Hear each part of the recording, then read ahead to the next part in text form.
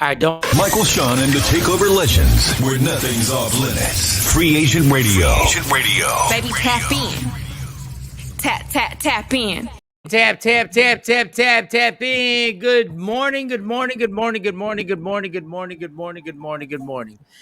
All right, let me get this right. Discard that. And let me get everything right. Oh, good morning, Jay Blizzy, Jay Black. Morning. We here. We up on a Friday. No, what's today? Today not This Friday. motherfucker said a Friday. It is Wednesday. On a Wednesday. Tuesday after Verzuz. We here. Wednesday morning. Hump day. Damn, what happened? Wednesday? Today's You said Wednesday. Friday. I know it's Wednesday, but you said Friday. Like, what happened? Like, why are we doing Friday? Oh, snap. That means I got an appointment today. Doctor's appointment. Yeah, a doctor's appointment on Hump Day. Yeah. Everything all right? Oh, yeah. Standard stuff. All right, let's go. We up. All right, Mo, Good what's morning, going Don. on? What's going on? Good morning. Good morning. Oh, it's a good morning, Mo. Absolutely. Because Mo was watching the same thing I was watching last night. Mo was watching the same thing I was watching goddamn last night. She was Morning, watching the Ash. same. Hold on, let me get everybody on this IG Live. I need to put my Cash App up just in case my payee forget to pay me today or say they can't catch up with me today. Cash App my ass today. What Mo? Money. Mo's on some. Run me my money. Mo is on some. She's a lock. Yeah. She's down with the locks right now. And not a new fan either for all y'all new dick riders. Not a new fan, okay? Oh, she was watching the battle. Yeah. Oh my gosh, she went too hard. Yeah. She went Not too a hard new right fan. now. Kathy, good morning. Good morning. Johnny Scott, what's going on? You good? I am good. I'm ready to hear about this breaking news y'all have. I just had something come across that said it was some breaking news. About what? Star Shawn. Somebody was named a co-conspirator and named in the indictment of the murder of Dipset. So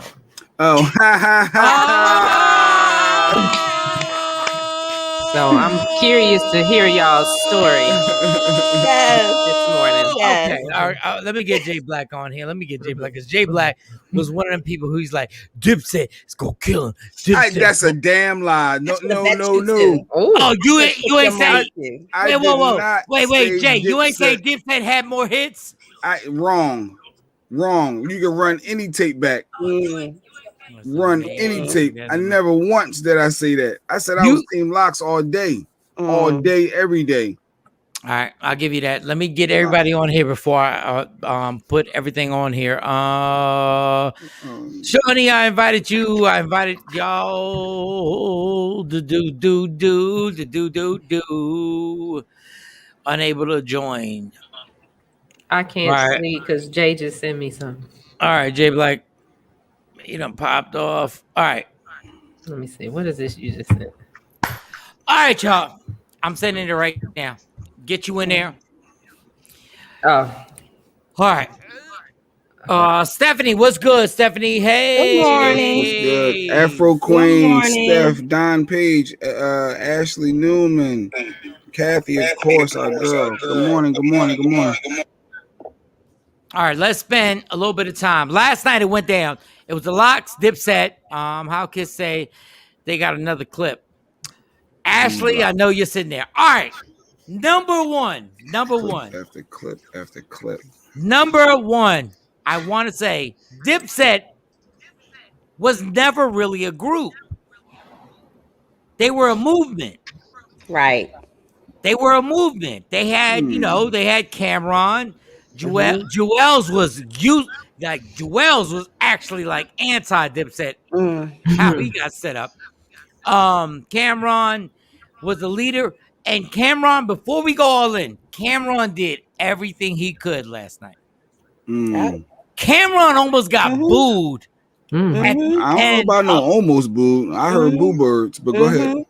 Cameron was Kevin Durant with the Brooklyn Nets this year when everybody was hurt, and I'm just trying to score 50. Cameron did everything he could. He did everything. I agree. this happens to be the weak links in your crew. Joel Santana is a weak link. Mm-hmm. Without the teeth now. I mean, yes, definitely. No, Did he that really was not have teeth in his mouth?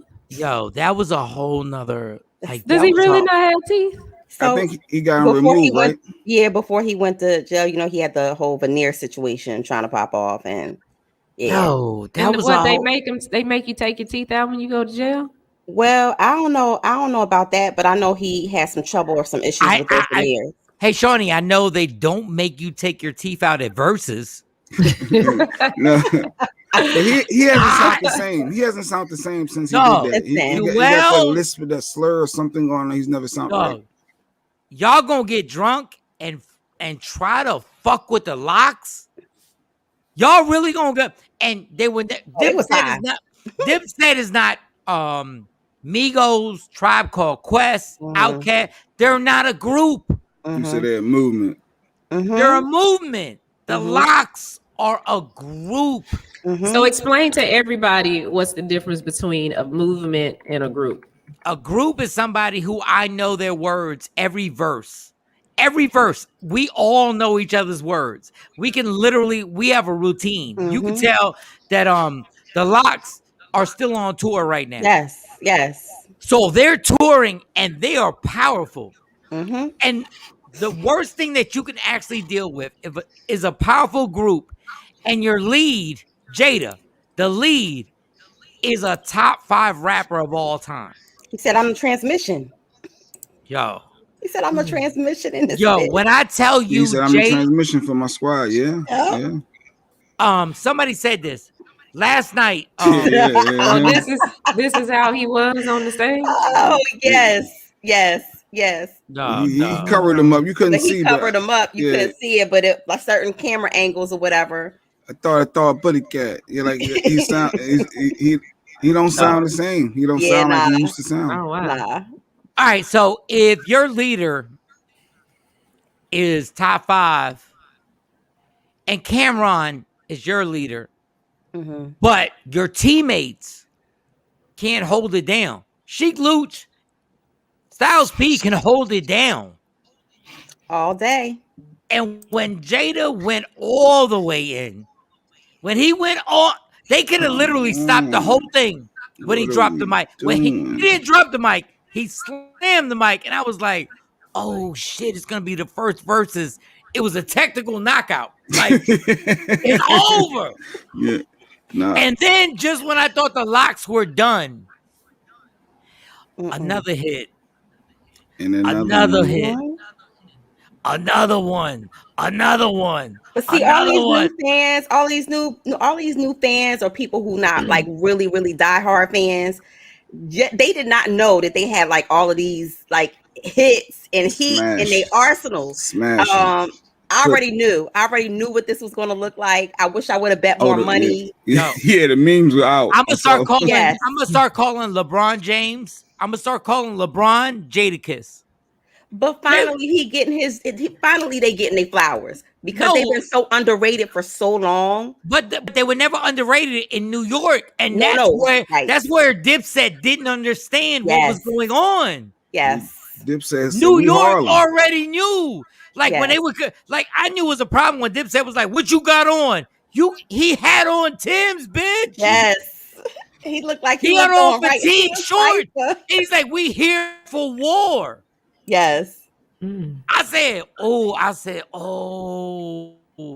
Dipset, they done forgot. And I got love for Dipset because they're going on tour. The Lox, Dipset, and State Property. State Prop Chain Gang. But when I tell you, when Jadakiss started going all the way in, and this is the thing that killed me. Cameron is a shit talker. Yeah, he tried. Jadakiss killed him on the shit talking. Jadakiss murdered him on everything. He was like, "It's about time you played that song." Yeah, it's about time you play that song because here I come. Gonna play balling. What you gonna play balling? What? And my thing was like, you could tell. Let's break this down like ESPN. Number one, you could tell Dipset did not even prepare. No show prep. No show prep. Nothing. Because Dipset had enough hits to go. But none of them. They all knew, like everybody on that stage before you get on the stage knows, lyrically, there's nobody that can fuck with fucking Jada or Styles P or Sheik Luke. None of them. No, I thought Jimmy rep the toughest for them. Well, Jimmy and Cameron. Jimmy was drunk and high. And Jimmy was drunk and high. They tried to pull some of Jim's stuff out, but it wasn't even match up. Even close. So I got a question for the down south people. What's wrong with the Ballin' song? Because why y'all keep the Ballin' song is popping, but my thing is like, you have down south songs that everybody played on the radio, and then you have down south songs that turned up the club. Yes. Like you got down south songs that the radio was like, we gonna play this, because radio is what it is. But then you got them dirty south songs that y'all know the words that have never been played on the radio. That has never been played on. You're like this, and everybody knows it. Like you know it, your baby father knows it, your mom might know it, and it ain't never been played. And you're like, yeah, Cash Money and all them Scarface and all them cats got them. Yeah.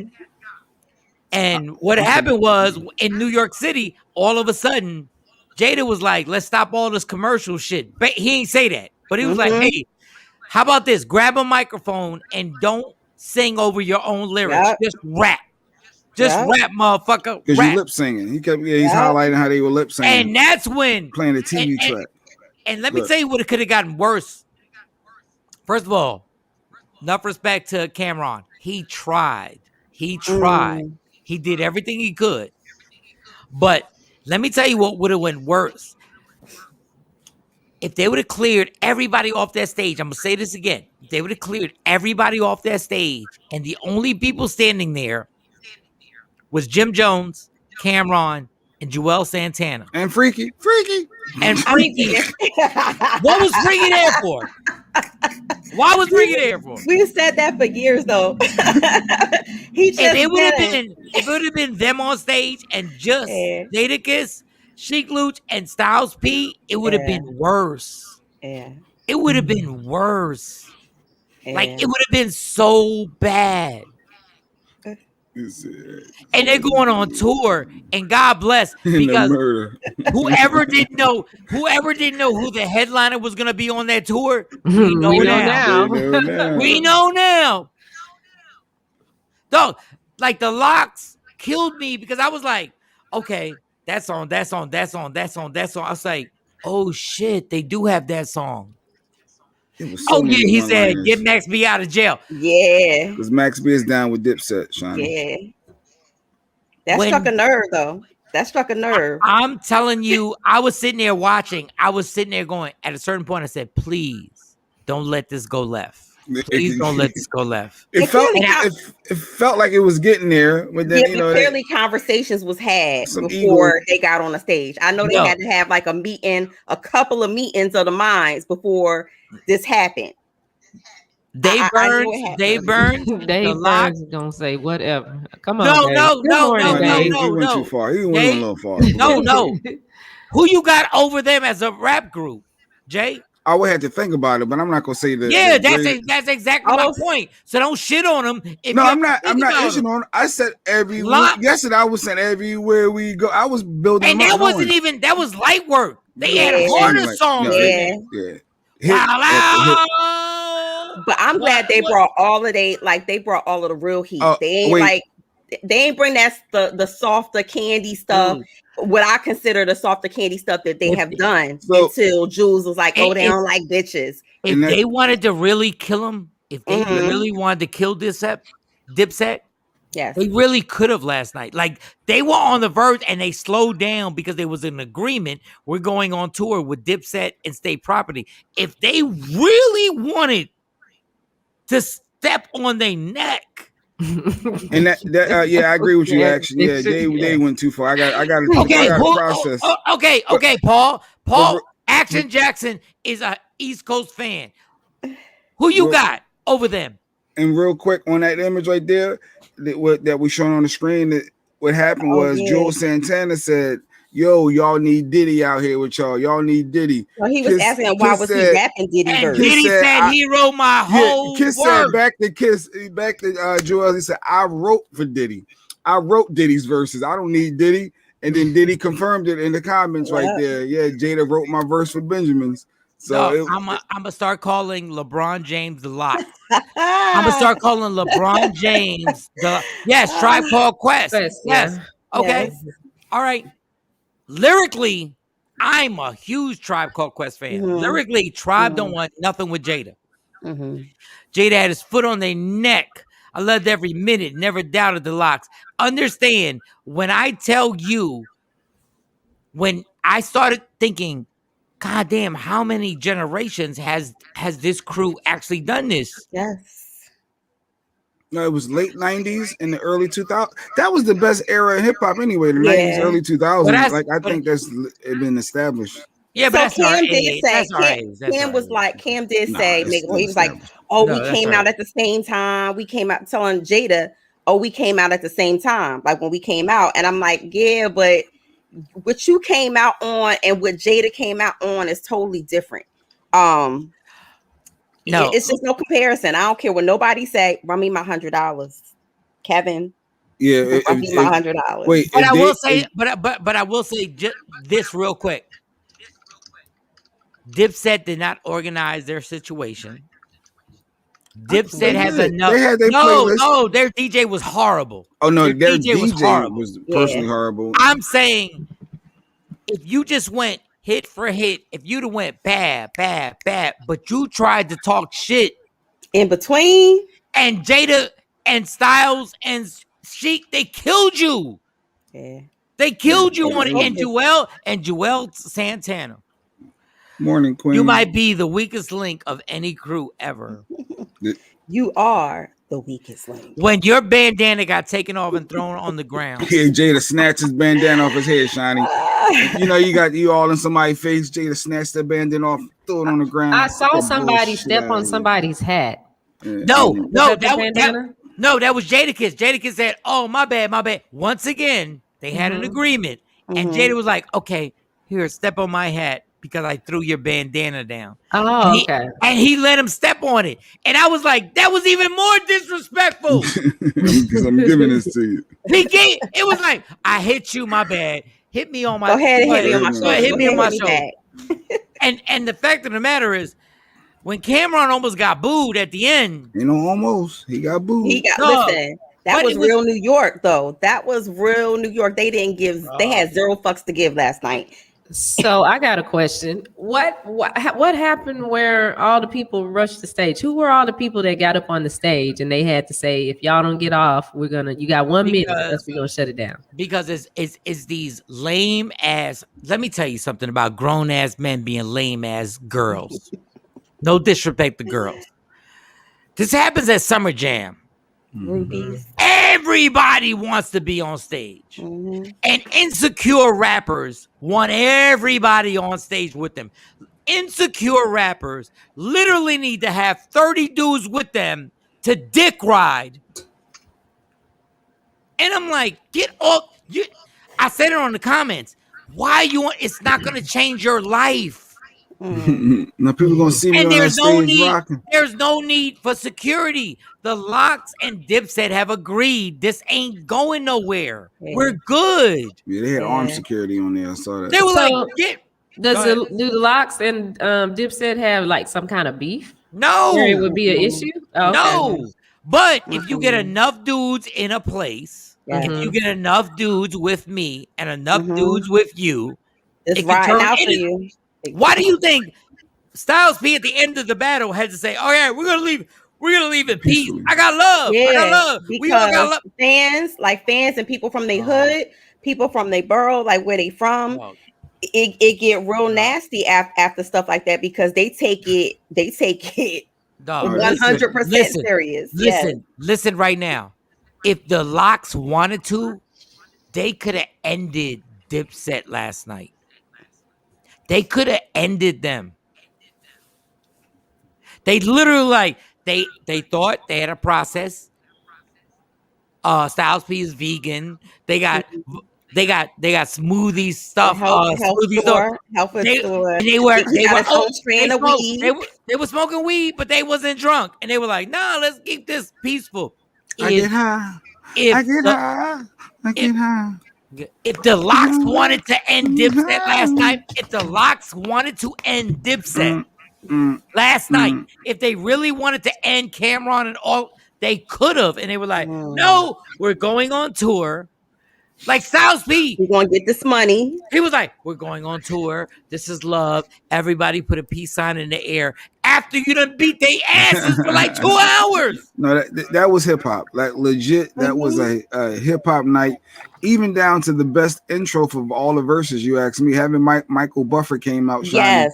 The Let's Get Ready to Rumble guy. Yeah, but he couldn't say Let's Get Ready to Rumble. He said Let's Get Ready to Rumble. Yeah, he had a couple fumbles. Because it's no. Why couldn't he say $2 million? It's $2 million to get him to say that. Oh. It's an extra $2 million to get him to say. But he had a couple fumbles. He had a couple fumbles in his words, but it was a dope intro. Him bringing him out. He had his cheat sheet out there. He was like, "Look, it wasn't no couple of fumbles."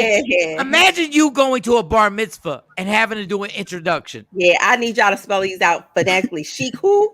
He don't know none of these names. What is that? Styles P, Sheik Luch, Jada. Yeah. But I tell you what, Michael Buffer made that official when he paused. The crowd reacted like it was a prize fight. I was like, okay. So they're going on tour, but they're only doing 7 dates. It's like 8 cities, something like that. Yeah, so they're doing Atlanta, Orlando, Baton Rouge, Austin, Houston, Chicago, and Milwaukee. And if it's a safe tour, I'm sure they're going to add more dates on. They got to see. Let's see how this go. If nobody getting shot and killed. And then COVID. Forget getting shot and killed. COVID. Well, hopefully they can do the COVID thing. But remember, those dates were set before the actual Verzuz. Verzuz had huge numbers last night. Huge. Well, they'll be good for Orlando. It was damn near Austin and Houston. They'll still be able to go. They should come to Texas. Well, they're doing Austin and Houston. Austin is September 23rd. Yeah, my bad. And Houston is September 25th. I wouldn't mind going to the Austin show because, it's kind of a different crowd to show up in Austin. Yo, but the fact that the Lox had their routine so solid, I said, wow. Let's just technical stuff. How solid they were. And how you could tell Jada lyrically is the leader of the group. He said, "I'm the transmission for my group." He said, "I'm the transmission." And we got Grammys. And we got Grammys. And you can tell Cameron is like, I ain't seen these motherfuckers for like 8 months. I did the first time I seen them. 8 months. Child, I've been a little longer than that. Yeah, I've been trying to tell these dudes. I've been trying to tell them. And Jada was a Jedi mind trick. When y'all gonna do balling? Y'all right. Sheik said that. He said, y'all better do balling now. Y'all better do balling. And I said, because now you taking the steam off of it when it does play. Because I said, oh shit. No, actually, you gotta watch it. That's if you into hip hop, that was a legendary. I felt like hip hop, a moment in hip hop that you have to watch. From you could even the Lox's DJ prior to them going on, the lead up was crazy like that. It's something that you must watch if you're a fan of hip hop and just let it go. For Michael Buffer on at a minimum, but I even rock with their DJ. Yo, from the wording from Jadakiss, like you're saying, Jadakiss is jabs and stabs, and it's talking is hip hop. I'm gonna watch it today. We got Grammys, you got Grams. Hold on, and I'm no diss. Call Adrian because you can't win. When he said that, he called Adrian because you can't win. When I knew Jada knew what he was doing, he got on there. He said, "This is a fixed fight. Yeah, this fight is. We're about to kill him. It's a fixed fight. There's nothing they can do."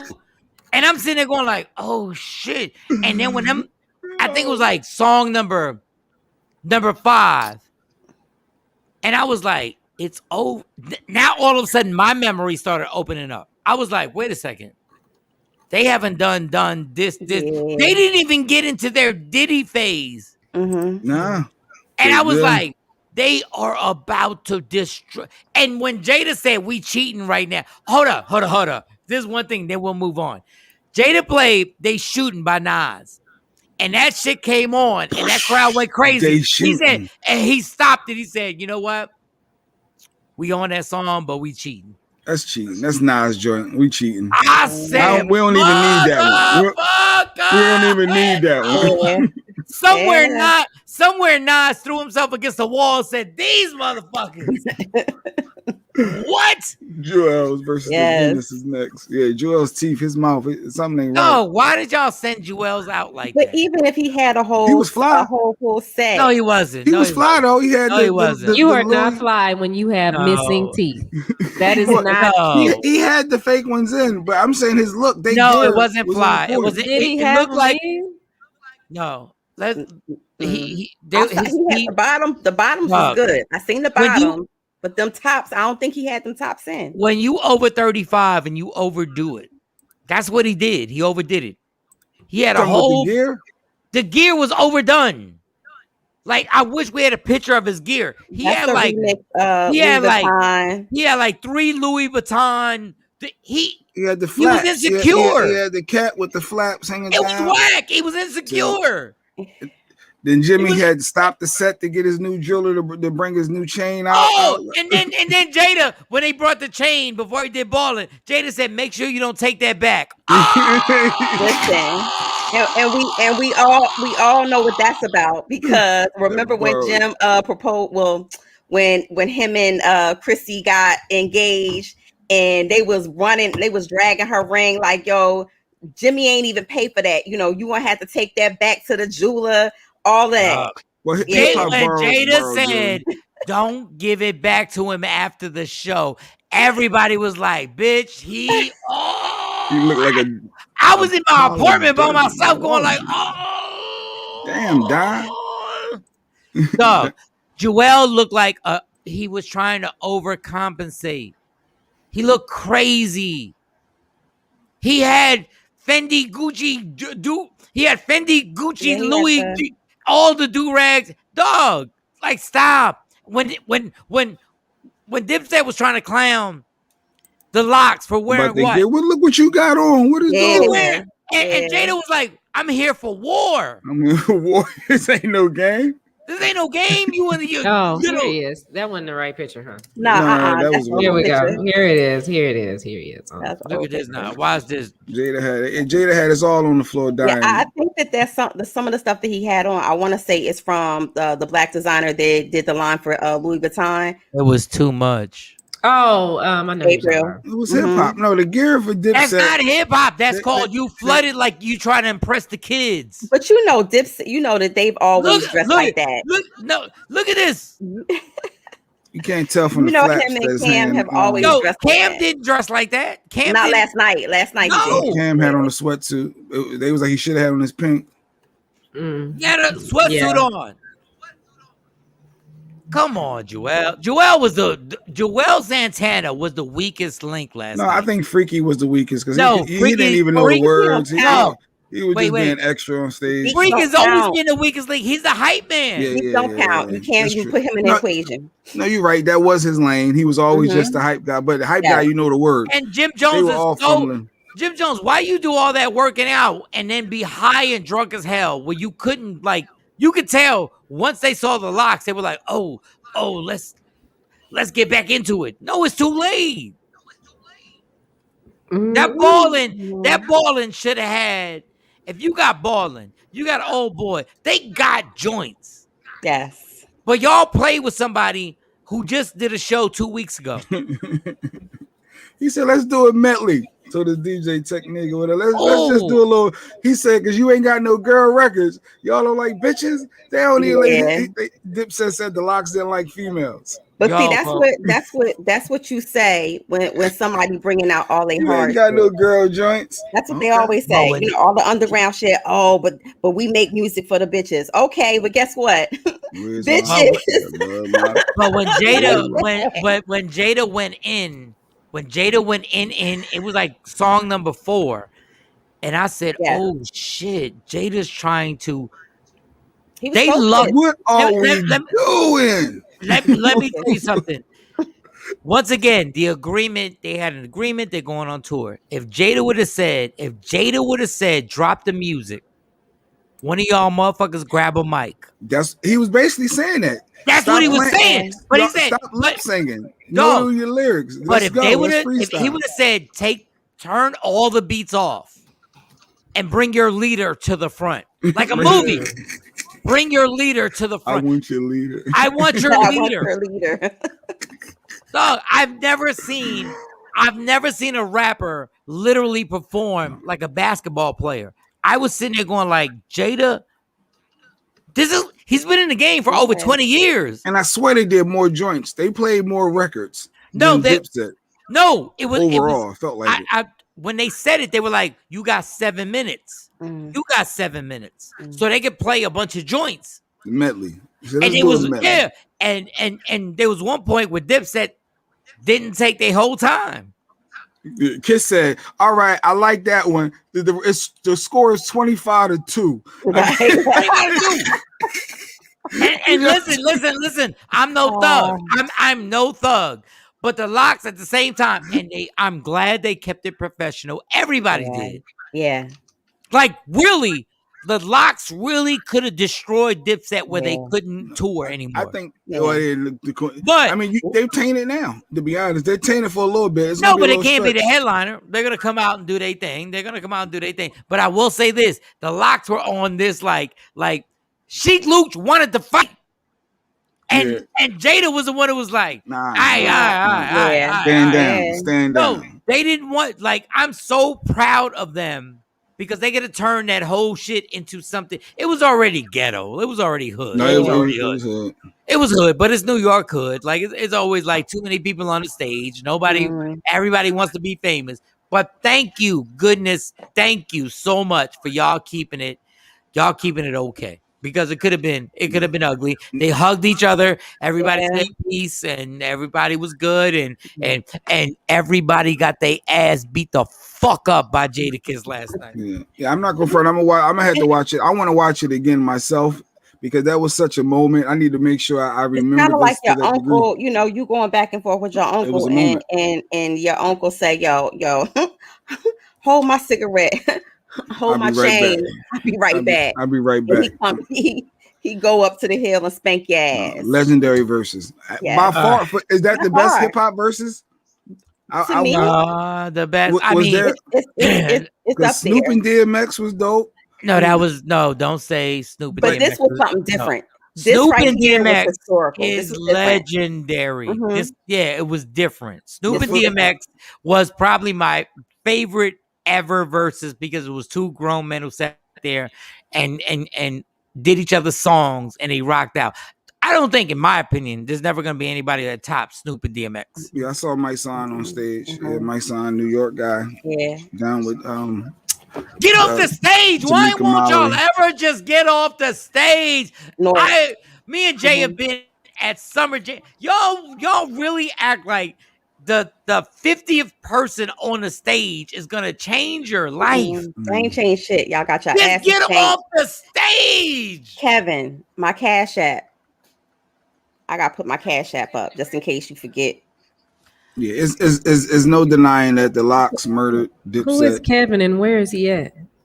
Oh, Kevin's in Jersey, and Kevin had a lot of shit to talk before Verzuz last night. I saw you message him. I'm like, dang, Kevin, come on. Give her money. Kevin, I told him to make sure he logged on today. Run me my $100. Yeah, you holding up my lunch, Kevin. Run me my motherfucking money. Say, you better get my money before I call Jadakiss. You know I don't play about my money. It's only $100, but run me my fucking money. Don't play with me. Johnny, is literally like if Cash Money had got on stage against give me another one. Cash Money against what's another crew down south? The Lox, Master P, No Limit, maybe something like that. Yeah, Cash Money and Master P. If they had got on stage and they had literally gone in and performed, you'd be like, oh shit, oh. Even Kiss said that. But Cash Money is that's almost like a branch of. That's how Dipset is kind of is. It's like it's a movement. It's kind of like it's like putting the Ghetto Boys up against no, but it would be Master P and Birdman. Yeah, put Master P against Birdman. and then like you decide what side you're gonna take. You got to decide what side you're gonna take. Or I'm trying to think of another one. Okay. If it was just happened to be you pick Cash Money, Master P, and then Outkast goes on there and says, I'm better than either one of them. No, they don't want to do now. Outkast. Yeah. Outkast would kill him. Yeah, And but that's what you but that's what you think. That's what you Until you're in front of a live audience, and all of a sudden, everybody whatever team Lil Wayne, whatever team Lil Wayne's on, if Lil Wayne's on a team, a Millie comes on, and all of a sudden you like, what the fuck? You're like, wait a minute. And when he starts saying hot boys, you go like, oh, yeah. But it depends on who's prepared.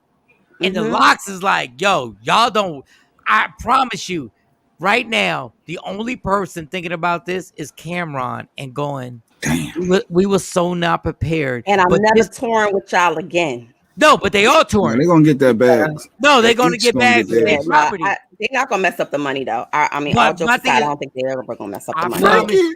When they gonna put the tickets on sale? They said the 5th. They said advance tickets will start on the 5th. I saw Beans posted it. Cameron woke up with 3 chicks, all international. It was like an Asian chick, a West Indian chick, and a Puerto Rican chick. And he woke up this morning and he's sitting up in his bed going, we got destroyed. Yeah. In the social media world, letting them know. That's every post I'm seeing is about them getting their ass kicked. And I promise you, the same beef he had with the crew before, now is more re-emphasized. He's going, this is why I don't fuck with y'all. Yep. Oh, we said rehearsals on Tuesday and Thursday. From 3 to 5 p.m. And none of y'all showed up. I love Freaky Ziggy. I love Freaky Ziggy, but goddamn, you know his mic was gonna be turned off. Jim, we needed you to perform, Jim. Joel Santana has no teeth. Wait a second. Let's pause for a second. Why does Joel Santana have no teeth? Yeah, I remember he had the veneer work done. Something happened with the fucking veneers. No, that means you were smoking something. Yeah, because why? If he got veneers, don't they like? But even when people get veneers, don't they shave your teeth so you still have teeth up under there? Depending on if you get the implants, so they have the implant veneers where they have to remove all your teeth and then they replace them with like these plated. Ashley says them pills. Ashley says wait. I hate to interrupt, but those pills and crack. They remove your teeth. He looked like an old fucking man yesterday. Well, meth does that too. Like, and meth takes your teeth out and makes your face all all that. And I'm just gonna say this. I know Jada and them cats smoke weed, but they also eating clean. Pause. But they're also eating clean. Joel Santana, like I almost said a quick prayer. The comments was vicious. They called him, and he's the hip hop version of Eddie Kane. He's Eddie Kane Jr. No, but he's younger than us. Is he? How? Yes. Joel's at least he was a baby when he came to them, so he's at least 10, 15 years younger than me, and I'm sitting there going like, "You have no teeth, my dude." Toasty. Right, Mike and Jay Black, the Lox burned them like a piece of toast. In words of Mortal Kombat, 39, yeah. He's 39. So. No, he's a young man. Like he's a young man. Yeah, Steph. We're excited because that was a moment in hip hop that will last. And it was watch. You're gonna see everywhere on social media. They're gonna be talking about this for the next couple of days at a minute. Oh, they've been talking about it all night. And let's be clear. And I hate to say this because I know being in Texas for like 8 years, I know how everybody gets annoyed. Does Texas care? Look, does Texas, because that was such a East Coast care about what? That was such an East Coast, but it's a hip hop moment. I mean, some people in Texas, I care about it. I didn't because that's just me. But do you know how many New Yorkers? Do you know how many New Yorkers are in Texas right now that have transported here? It's like 5,000 people a month are coming here to Texas. Like Atlanta, you would think didn't care. Yeah, they do care because Atlanta's New York right now. Atlanta's little New York. You know, my best neighbor is from New York. He and his wife are from New York, and they are always helping me and the girls. And they just moved here. And if you weren't interested, I get it. I totally get it. I just know that there's enough people that I care. And I'm Texas. All right, and new fans, new fans, and all you dick riders, welcome. Welcome to what we call. Well, I want to go to the show. I want to see. I'm going to get tickets to go see to the Dallas show. I think that was in Austin. No, there's no Dallas. It is a Dallas show. It is. No, there's not, Jay. I saw it on Beam. Jay, I'm looking at it right now. I gotta go with my phone to show you. I think it's Houston and Austin. Yeah, Houston and Austin. I saw it Dallas because I thought about it. I said, "Yo, that's a good show for Mike while he out there." No, but what I'm saying is like I gotta be real with you. Oh, they added Dallas. Jay is right. I'm sorry. I'm about to say I knew Dallas. I saw Dallas because I was looking on this website. Yeah, they got Atlanta, Orlando, Baton Rouge, Atlanta, Dallas is now added. I wonder where they gonna have it. I ain't going to Dallas. I'm gonna go to Austin. No, I'm going to Dallas, and I'm gonna sit there and get there late so I can see the Lox, and I'm good. And I love state property. But I already know what it's gonna be. Your friends gonna give you tickets? You gonna call Melio Sparks? No, I ain't calling them. No, I don't even know if Sparks on the lineup. I didn't. He's on state property. Yeah, he's been on the state property tour. I saw him at a couple of dates, but I know for sure PD's on there. But you gonna call PD? Are you gonna call? Oh yeah, we can call PD. Okay, well then I'm going with you.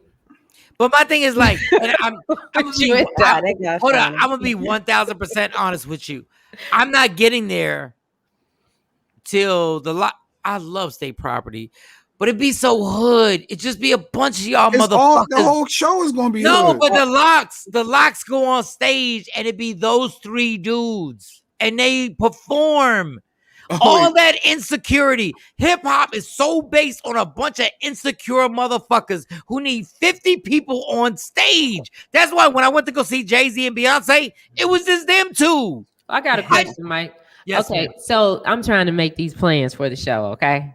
So I know you don't want to see the whole show, so we can skip DipSet, but can we at least get there to see state property? Well, they're gonna go on first. They're gonna probably go on first. They're gonna go on before them. So I'll go. Yeah. We'll go and watch. And then when the Lox come on, when DipSet comes on, we can go take a break.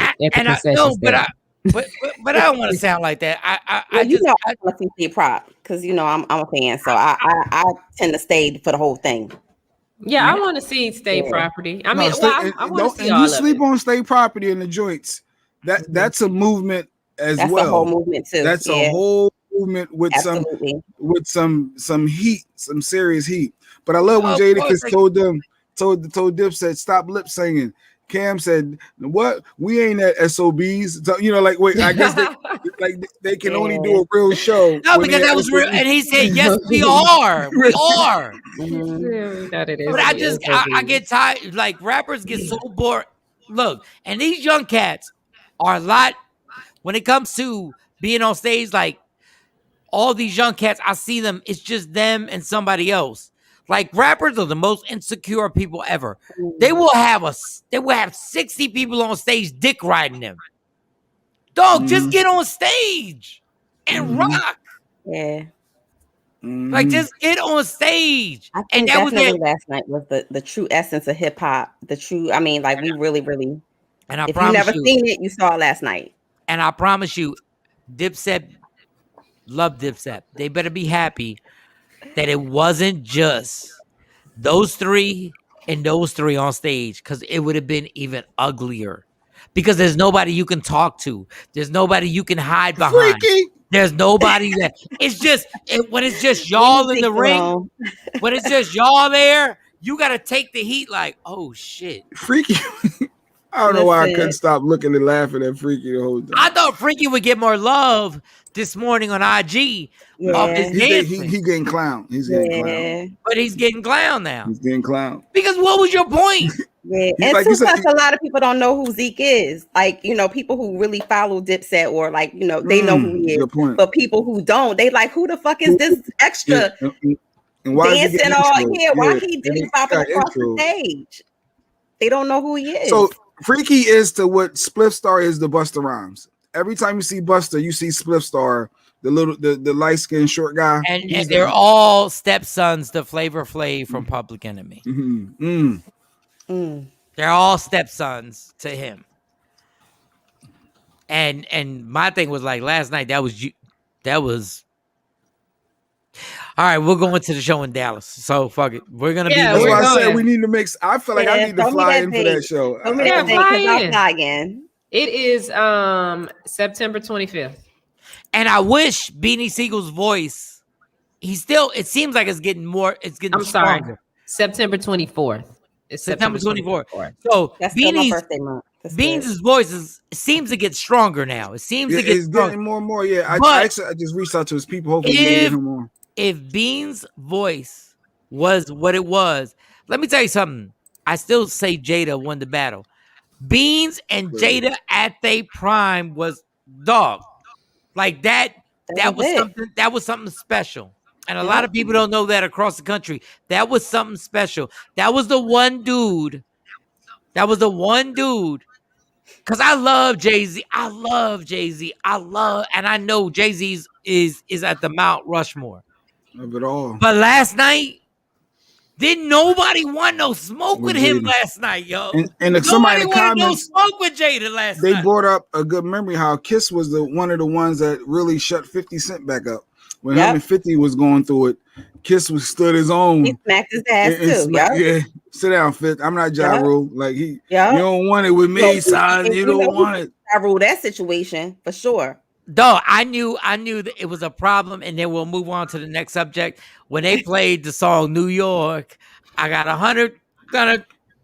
I'm from New York, and I said, "Oh shit, we used to play that song Beans versus Nori soon." See, I don't like that. I like it. No, I like it because Nori has personality, so Nori knows how to work his playlist. He know how to work his limited. But yet, it's not limited. It's not limited. It's for hip hop heads that really are got to be into CNN. They got to really be into them. Nori. He went super platinum. Yeah, but Beans, I think that's a fixed fight as well. And it depends. It's not a fixed fight because Jay. What they do remember because verses got different set of rules, so each verses that come out. And I wish we had footage of when we said Dipset against the Lox, and Jay jumped off the bridge and said, "Oh, Dipset got hits." I said the Lox, and I started chanting everywhere we go. People want to know. And then you went into your program director mode. No, thank you, microphone. I never said Dipset over the Lox. Never, because I'm the Biggie guy. So Biggie is Bad Boys, the Lox, and like that was my. You couldn't have told me I wasn't part of Bad Boy growing up. You went into your program director mode and was like, Dipset got hits, and you were like, oh boy, dun, dun, dun, dun, dun. Yes, you did. Okay, all right, then I'm wrong.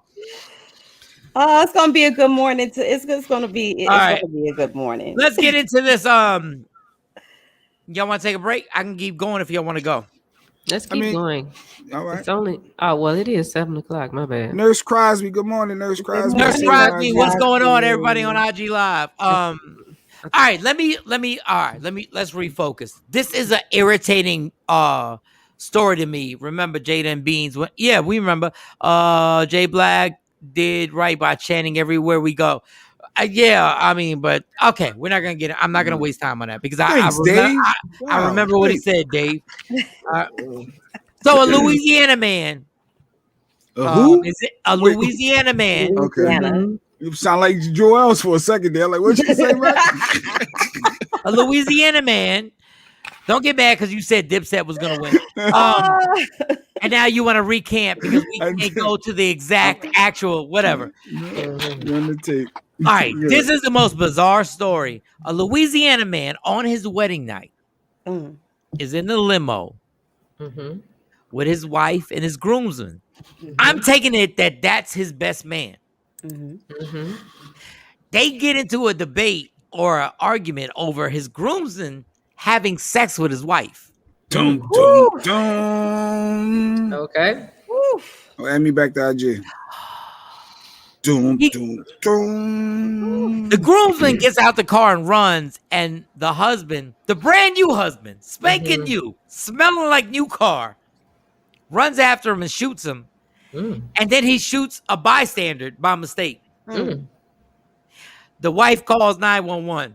And they put her in a secured place because if anybody should have been shot.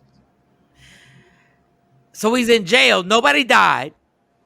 Thank God. And my question is, how did y'all get into this conversation after the marriage in the limo? Right.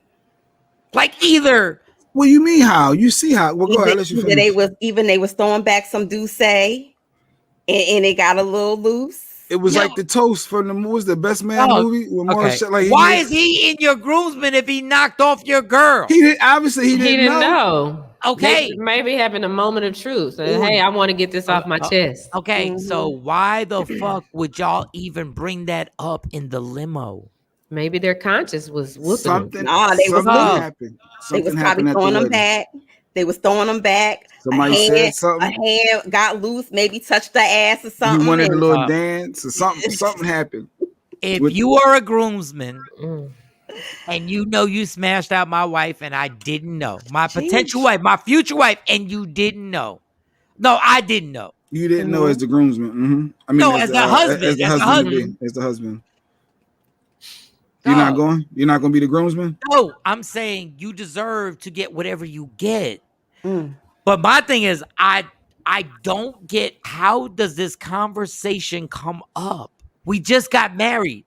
This is making me feel like these people were boyfriend and girlfriend way back in the day.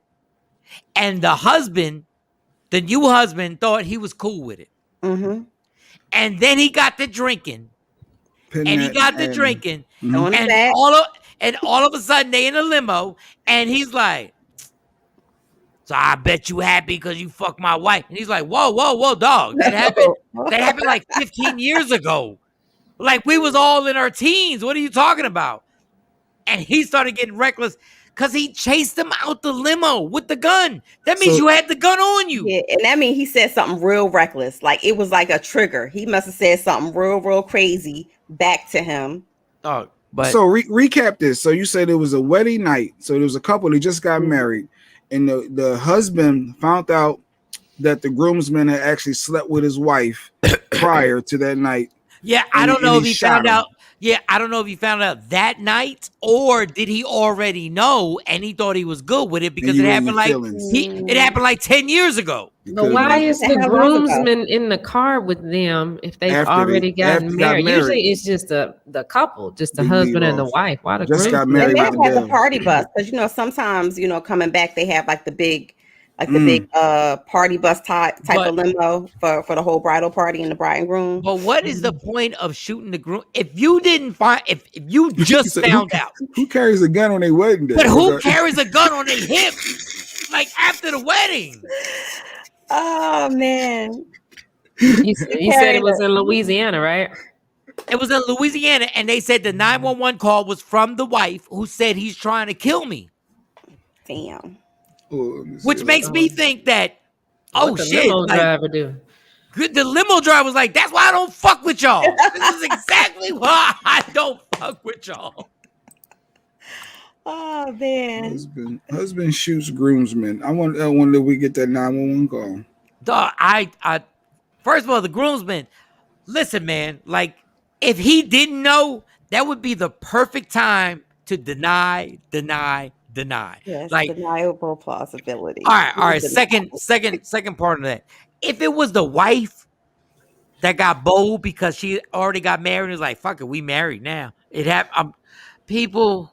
I don't want anybody who has sex with my wife. This just happened. It just happened. It just was in the news. This happened on the 31st. Yes. Okay, here it is. Okay, so Okay, so he began accusing his new wife of having an affair with his friends. Jones then got out of the car, still wearing his tuxedo, shot the male friend in the leg, and then fired at another car, also stuck in traffic, striking one person in the hand. Jones's wife stopped an ambulance and was able to take cover. Yep. The 2 victims were transparent. Yeah, Oh, so she was snitching. The wife snitched, so she picked a side. But she said he was accusing them. Like he don't even know. Accusing them, so he really don't even know. Oh, he saw something at their wedding. It was something that he saw. Yeah, they never denied it. He was charged with attempted first-degree murder, aggravated second-degree battery, and 2 counts of aggravated criminal damage to property. Don't play with people's wives. Don't do that. Oh, well, guess what? Guess what? If you thought they were having sex before, you're gonna be gone for a minute. Yeah, but he didn't even know. I mean, they didn't even say they did. This joker just crazy. Can y'all hear that? Something happened. Usually, when somebody got some suspicions like that, some suspicions. Oh, and he black. And that's why there should be no alcohol at the wedding. No, this is in the St. John Parish. Yeah, he real crazy because you should be. There should be no alcohol. First of all, we're not gonna wild out right after we got married, Jay. We're not. We're not. If you was smashing my one of my grooms. No, first of all, we don't even have any proof of it. He was just like, it could have been. Why y'all looking at each other? And obviously when he brought it up, they couldn't, calm his nerves to say no. The guy ran out the limo. He ran out the limo. Why are you running, son? You running because he's crazy. Why the hell would you accuse me of fucking your wife on your wedding night?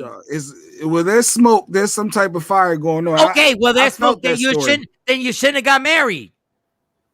Then you shouldn't have married her. Obviously, I didn't know that you were smashing my groomsmen. Jay, so he found out during a reception, my dude? Something could have been tipped off. Somebody, you know how people say this is the last time before you can speak. Don't justify it. I ain't justifying his actions. I'm just saying I understand. Jay, no, he's crazy. I'm looking at his mugshot. It's something wrong with this joke. How do you find out during the wedding? Somebody said they married him. Easily. The other friend tipped him off. Somebody else said something. I think you should know. You getting in this relationship, marrying this chick. You don't even know that Shorty was smashing whoever. And like somebody could have tipped him off or something. Anything could have. Trust me, for him to go to that extreme, something went down. He's smiling in his mugshot. He is smiling. He's crazy and drunk. Yeah. It's something wrong with him. Dog, you went through the whole wedding, and after everything was over. When you were drunk, you're in the limo and you set this off. You had the whole day. So what you're saying, you found out immediately after the whole situation was done and you're in the limo. You're like, yo, you fucked my girl. That's drunk. There's crazy. Yeah, that's he looked pissed. He looked like I can't believe these two. No, he don't look pissed. He don't look pissed. He look rolled to the left. He's like, yo, they must got to the left. He looked like they got me wrong. They done got me twisted out here. No. Yeah, no, Jay. He looked all told you wrong. He looked like something wrong with him. Yeah, he got some problems. Well, and that's probably why, like Queen said, the groomsman that was allegedly smashing his wife probably ran. Because he knew I done screwed up and he crazy, I'm out.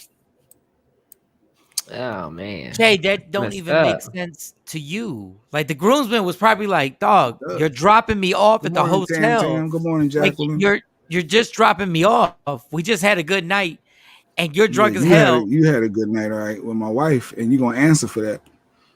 Oh, and then on Facebook, people started posting. This person said, I'm currently sitting in this mess as well. Yes, it's real. There's a bad accident that shut the bridge down. And while the accident was being handled, someone got out of their vehicle and started approaching other vehicles and shooting innocent people sitting in their cars, stuck in traffic. Are you laughing? Yeah, he crazy. No, yeah, he got issues. If he starts shooting at randoms. And wait a minute, everybody on the post is like, I got my gun. He better not come up to my car. But yeah, everybody on the thread was like, we have an active shooter here. Oh I got my 45. Another lady, I got my pistol in case he come up on my truck. She must be old. She said pistol. No, she's young. No, this is a young girl. Pistol, yeah, right. Oh, I forgot. No, they're in New Orleans. Yeah. Here it is. It was at night. I was stuck on it. Well, it's just a picture. It's not a video. All right, I'm trying to get y'all on IG. I'm at 4% because we didn't take a break. Oh, well, y'all want to take a break? My bad. Don't be listening to me. We got a guest coming up in about 20 minutes my too. iPhone ran hot. Yeah, so we gotta let Mike take. Or you want to take your break now? Or you want to wait closer to the time she's supposed to come on? What time she? Take a break now. We can all charge our cell phones, and then we can come back. He looked pissed in that picture. I mean, listen, Jay Black was like, "It's all good." Like, no, I'm just saying, if somebody's sleeping with your wife and is your groomsman, I kind of, I don't agree with you. Dude, this is not the best man in the movie. This is not best. This is not the movie, dog. So what if the women started shooting all the women that come to the wedding that's done slept with you? Listen. I mean, y'all kind of do, but nobody had no gun to be shooting. No, y'all do it. I mean, y'all kind of do mentally. Y'all do. When I do get to know, really. Now, let's not get it fucked up. Women have shot a lot of other women. A lot. So a lot of other women. Michael Shaw, they have shot husbands. They have shot women. So stop playing. Y'all just as nutty professor as we are. It was in New Orleans. But let me tell you the difference though, because I do weddings, Michael Shawn, right? I've actually had requests to ask me, do I have like security team numbers? Like, could I, get them a security vendor? And I'm like, a security vendor? What kind of wedding you having? No, because my fiance got this crazy so-and-so, and I need to make sure that they don't run up in here or their family don't run up in here. It's real. Like, so they really be waiting for these weddings. Okay, so who's the ex? Who's the ex? It could be an ex-baby mom. I've had this more than one time. So in this one instance, the person that she was marrying had a nice little past with a whole bunch of women. And prior to the wedding, they were people were inboxing her like, I'm still effing him. Or and who did y'all get security? Who did y'all get security to protect from? Who? You walked right into it, Mo. I was just sitting here like, oh my God. But I've also had one. I know. I know Joel Santana. You got to make one up now. I know. Because the most dangerous person at a wedding is a bitch. I've also had one for an ex-girlfriend is the most dangerous. Because trust me, at my wedding, I had cousins looking out. That's when you show your cousins her picture, like, y'all remember this bitch, right? Y'all already know the most dangerous person on a wedding is not a dude, because a dude's gonna look nuts showing up. Like all that different world stuff. I know I'm dating myself. Different world where what's his name came in and he saved the wedding like that. Like Dwayne Wayne. That's not what happens. We've seen the videos of the girl going up in the church and be like, "Oh, you don't remember me?" That's a man's worst fear. The chick coming back from 10 years. You don't remember me? So, but you what, you want to get married now? Phone call before. I've gotten that phone call before from somebody I was dealing with in my past, and I must have made the list where he called. He was like, well, really, he texted. He was like, "Hey, I'm just, checking in just to let you know I'm hanging up my J's, and I can't be in contact with you anymore." And I'm like, I ain't even hanging up my J's. But, okay, congratulations. But I was like, he must have a list. Like he went down his list and made sure that he told all the females on his list that, hey, it's over. I'm getting married. I'm getting married. And we can't be friends no more. Yeah, we can't be friends no more. I'm not mad at that. But good morning, Sky. But the irony of it all, he called me after, like months after.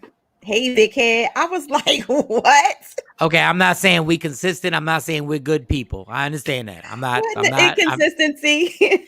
I'm not saying we consistent. I'm just saying the most dangerous. No. That's the character from Different World where Mike is referring to that wedding scene that my wife when he gave married. Yes. Dwayne. But understand, the most dangerous person at a wedding is an ex-female. Why? The men be coming in there with guns and shooting. I've seen videos of men showing up just shooting everybody. You have heavy. Okay, let me pull it up for you. Then pull up the shooting up. But let's take a break. But get it. We're gonna take a Lox break because that's what happened last night. But the Lox kept going. We couldn't find a DipSet song. Legendary night last night for Verzuz. Hold on, everybody gets Jersey gets Philly gets. Oh wow. Yeah. Man, shout to the Lox. All right, let's take a break. I'm gonna turn my IG off right now. We'll come back in like 5 minutes. Oh, Jay's gonna say 4 minutes. I say 5. Yeah. Michael Shawn and the Takeover Legends. Yeah.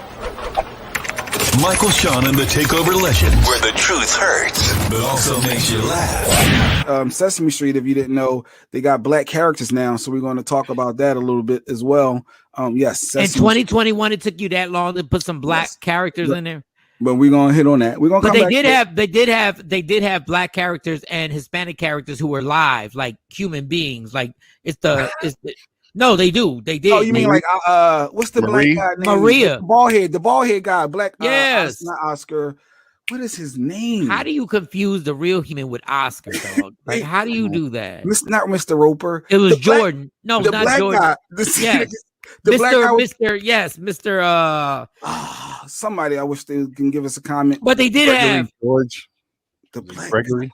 We got time. We got time to figure it out. No, but they did have a gang of real human beings who were actually Hispanic, black. They had gay characters, but now I guess the Muppets. Gordon. Thank you, Shawnee. Thank you, Gordon. Gordon was the black guy who was like Mr. Reliable. Yes, Gordon was Mr. Reliable because Gordon he could work at the store and then he could literally like fix your trash compactor. Like he did it all. Like Gordon did it all.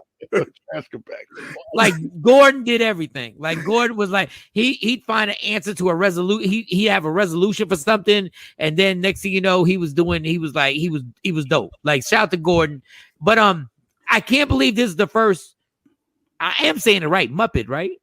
Yeah, Muppet. It's considered to be a Muppet. Yeah. How is this the first time in 2021 they have a black Muppet? And when you saw the video, did they have hoodies on? What No, it was no hoodies on. Did they have jean jackets on? Wait. The first black Muppet. The Fraggle Rock count? Was anybody like y'all remember Fraggle? That's Sesame Street. That was the battle. That was like Tupac and Biggie. Like Sesame Street wasn't messing with Fraggle Rock. Yeah, I remember Fraggle Rock on HBO only. Wow. Down in Fraggle Rock, let the music play.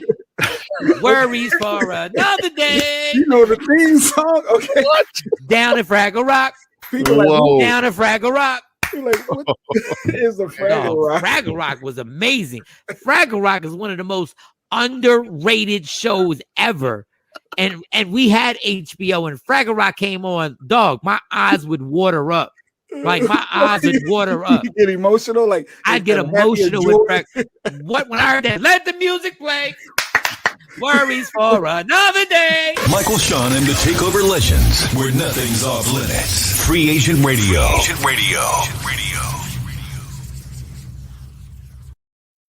Don't never stop if you want to be on top. Yeah.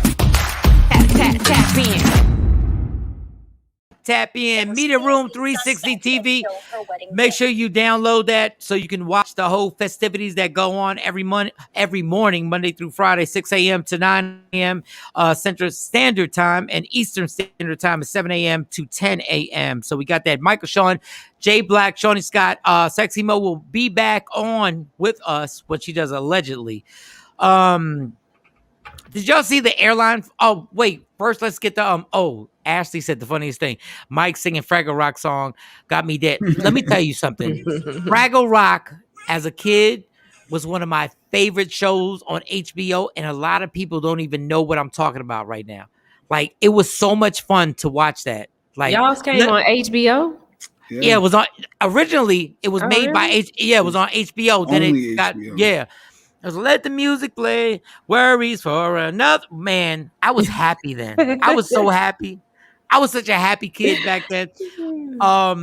Do you have that, Shawnee? Do you want to show the guy shooting up the church, or do you want to? No, because they're long. Like each video, like 10 minutes long, and there's somebody narrating. I can't find just the news clip, just the short one. All right, I'm not even trying to debate you. Do you remember the one where the lady walks into the church and she's the side chick?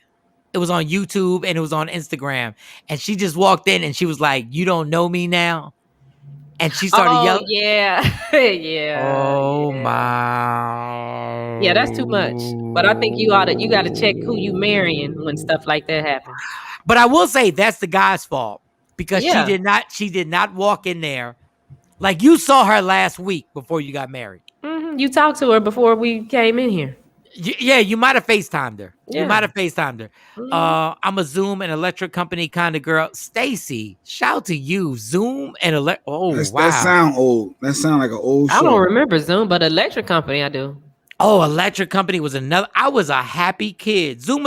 Now Zoom was this, and y'all gonna laugh. It was like Zoom. We're gonna Zoom. That was the whole song, and I'd be like this. I'd be a kid like this with a bowl of cereal, like clapping. Zooming it up. Mike Sean. Mike Sean needs to have a little boy. We got to have another you. You need another you walking around here. A mini you. Oh man, let me So tell you you something. and Stacy need to work that out.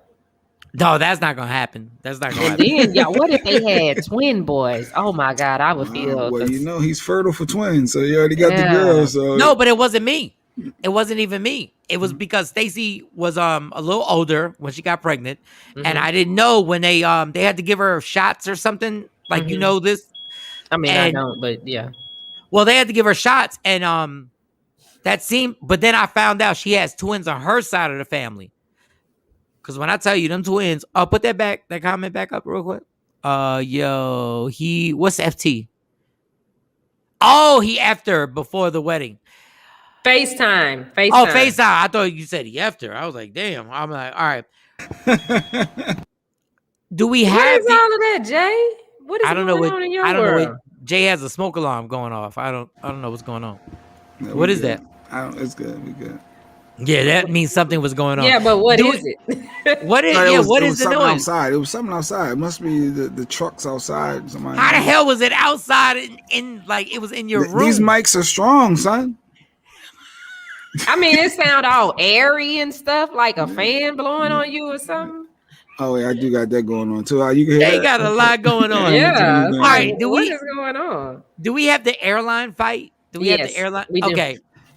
Okay, because this is scary now. Like people are fighting for real on airplanes. And I'm on an airplane like damn near every. Oh, damn, Mo, I thought you left. Yeah. Your screen went black. Oh, Mo yeah. Mo gave me you turned the camera off. She must not have no pants on today. I didn't. So that's why I went and put some pants on just in case. You are correct. Why did you give the nod like you were a 5-year-old? She did the 5 nod. No. Yeah. All right, so this airline situation is so crazy because I'm on planes all the time. Mm-hmm. And when you watch this airline, when you're on a plane, the worst place that you could possibly get into a fight in is in a plane. There's no room to do damage. But this particular fight, I will give this black man, he was throwing body shots. Like a boxer? Yes. He was throwing rib shots. Like honestly, when you're in that close range of each other, it all decides on who's really strong. Like when you're in an open area, if you got quick hands, you can actually hold your own. Okay. But when you're in a small area, a little confined, okay, and somebody grips you up, and I've been gripped up before, and somebody grips you up, and you're like, oh shit, like you realize, just play this real quick, play this, Shawnee, play this fight. Stop!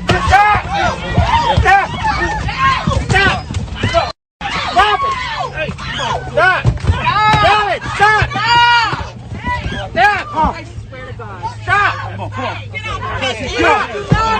Stop it!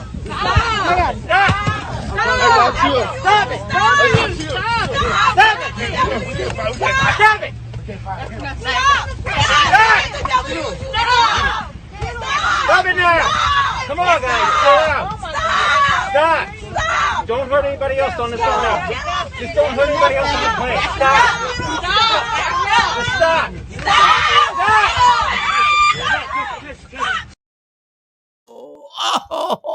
Listen. Why do people just scream like that? Like I don't understand that. It's like all that shut up. You they ain't never seen no shit like that before. Yeah, but even when they have, I've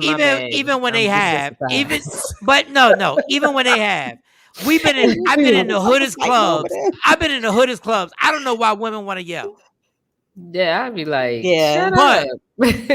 But if you look at the video again, his girl got in front of him and he didn't wild out.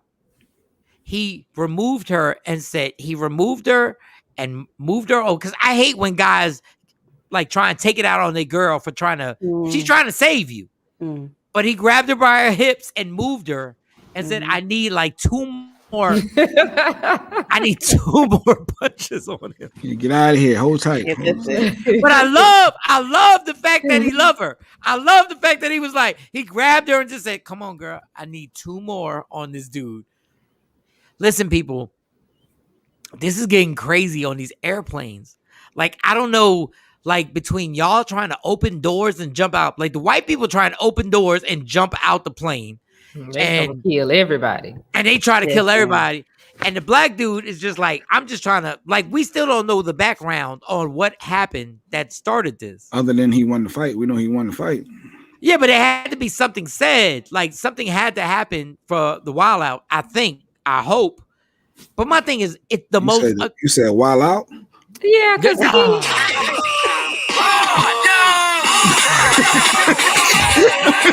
How much you had at today, Jay?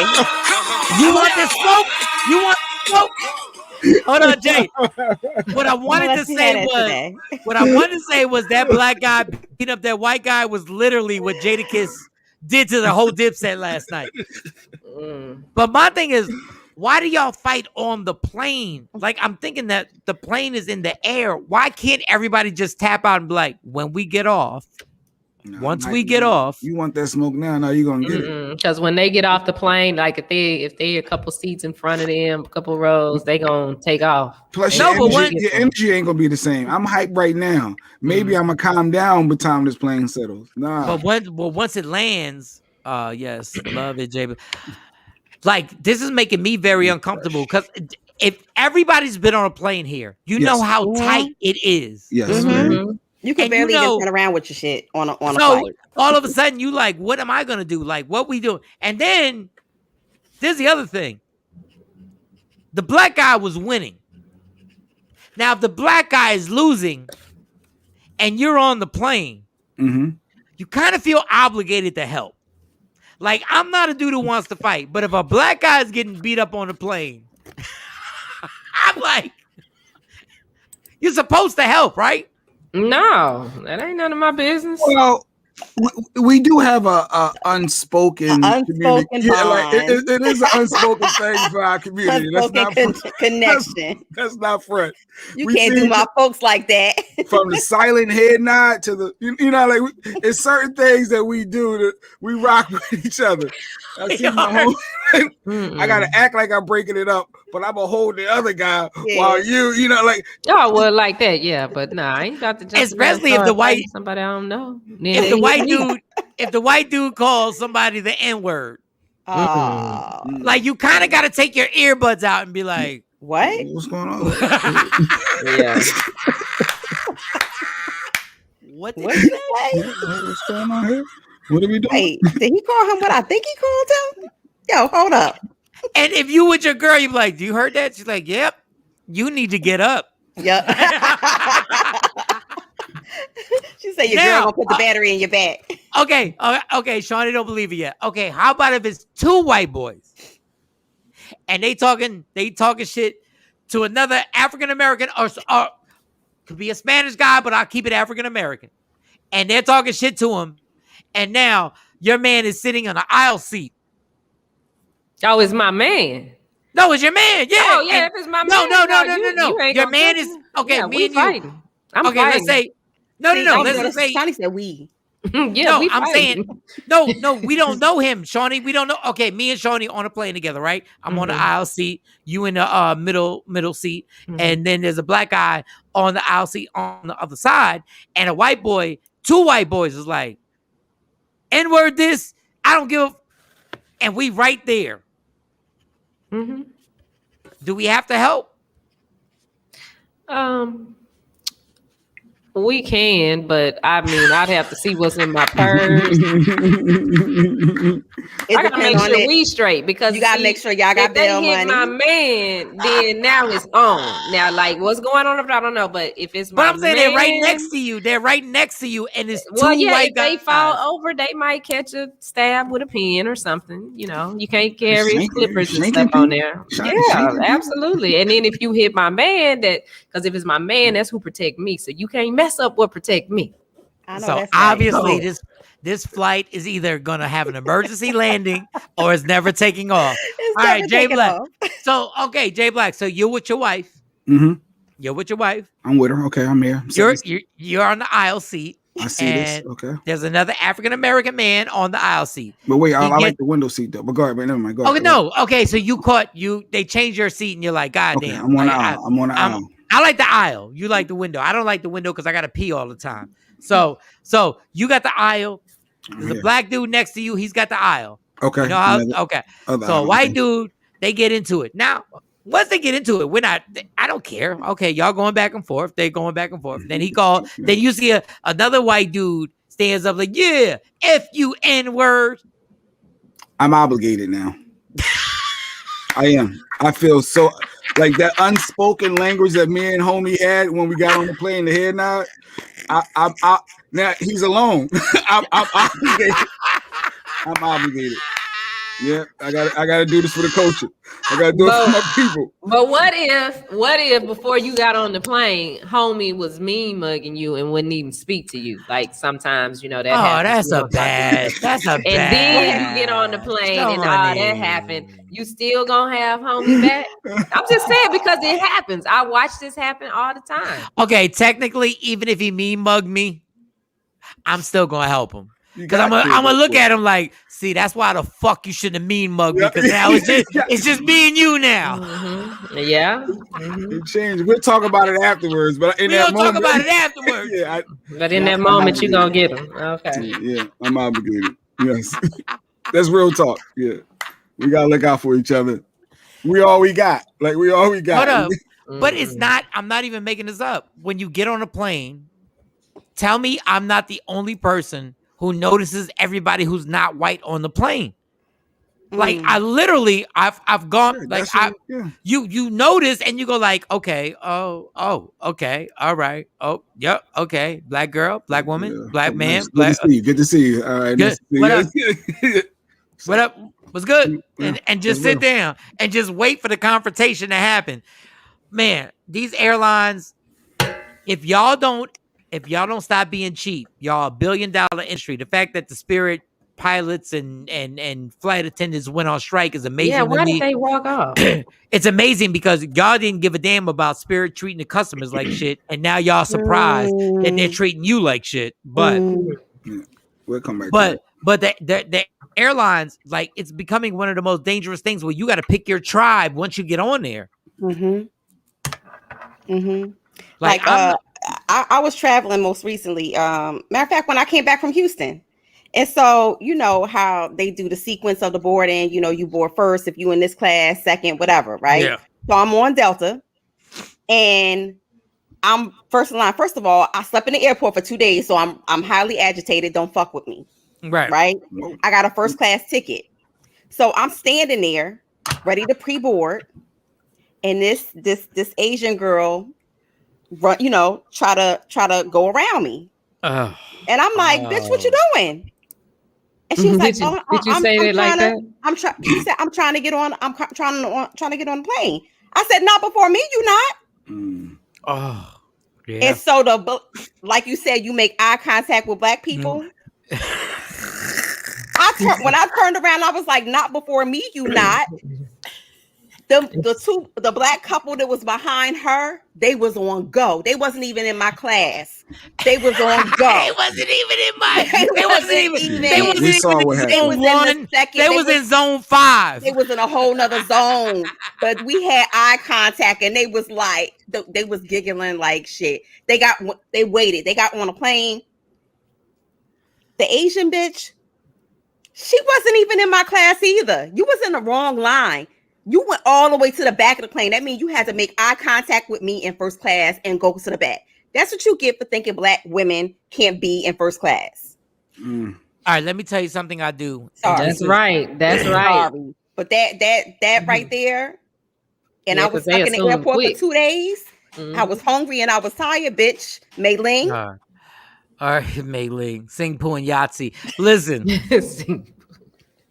There are certain days where I do this all the time because everybody rushes to get on the plane.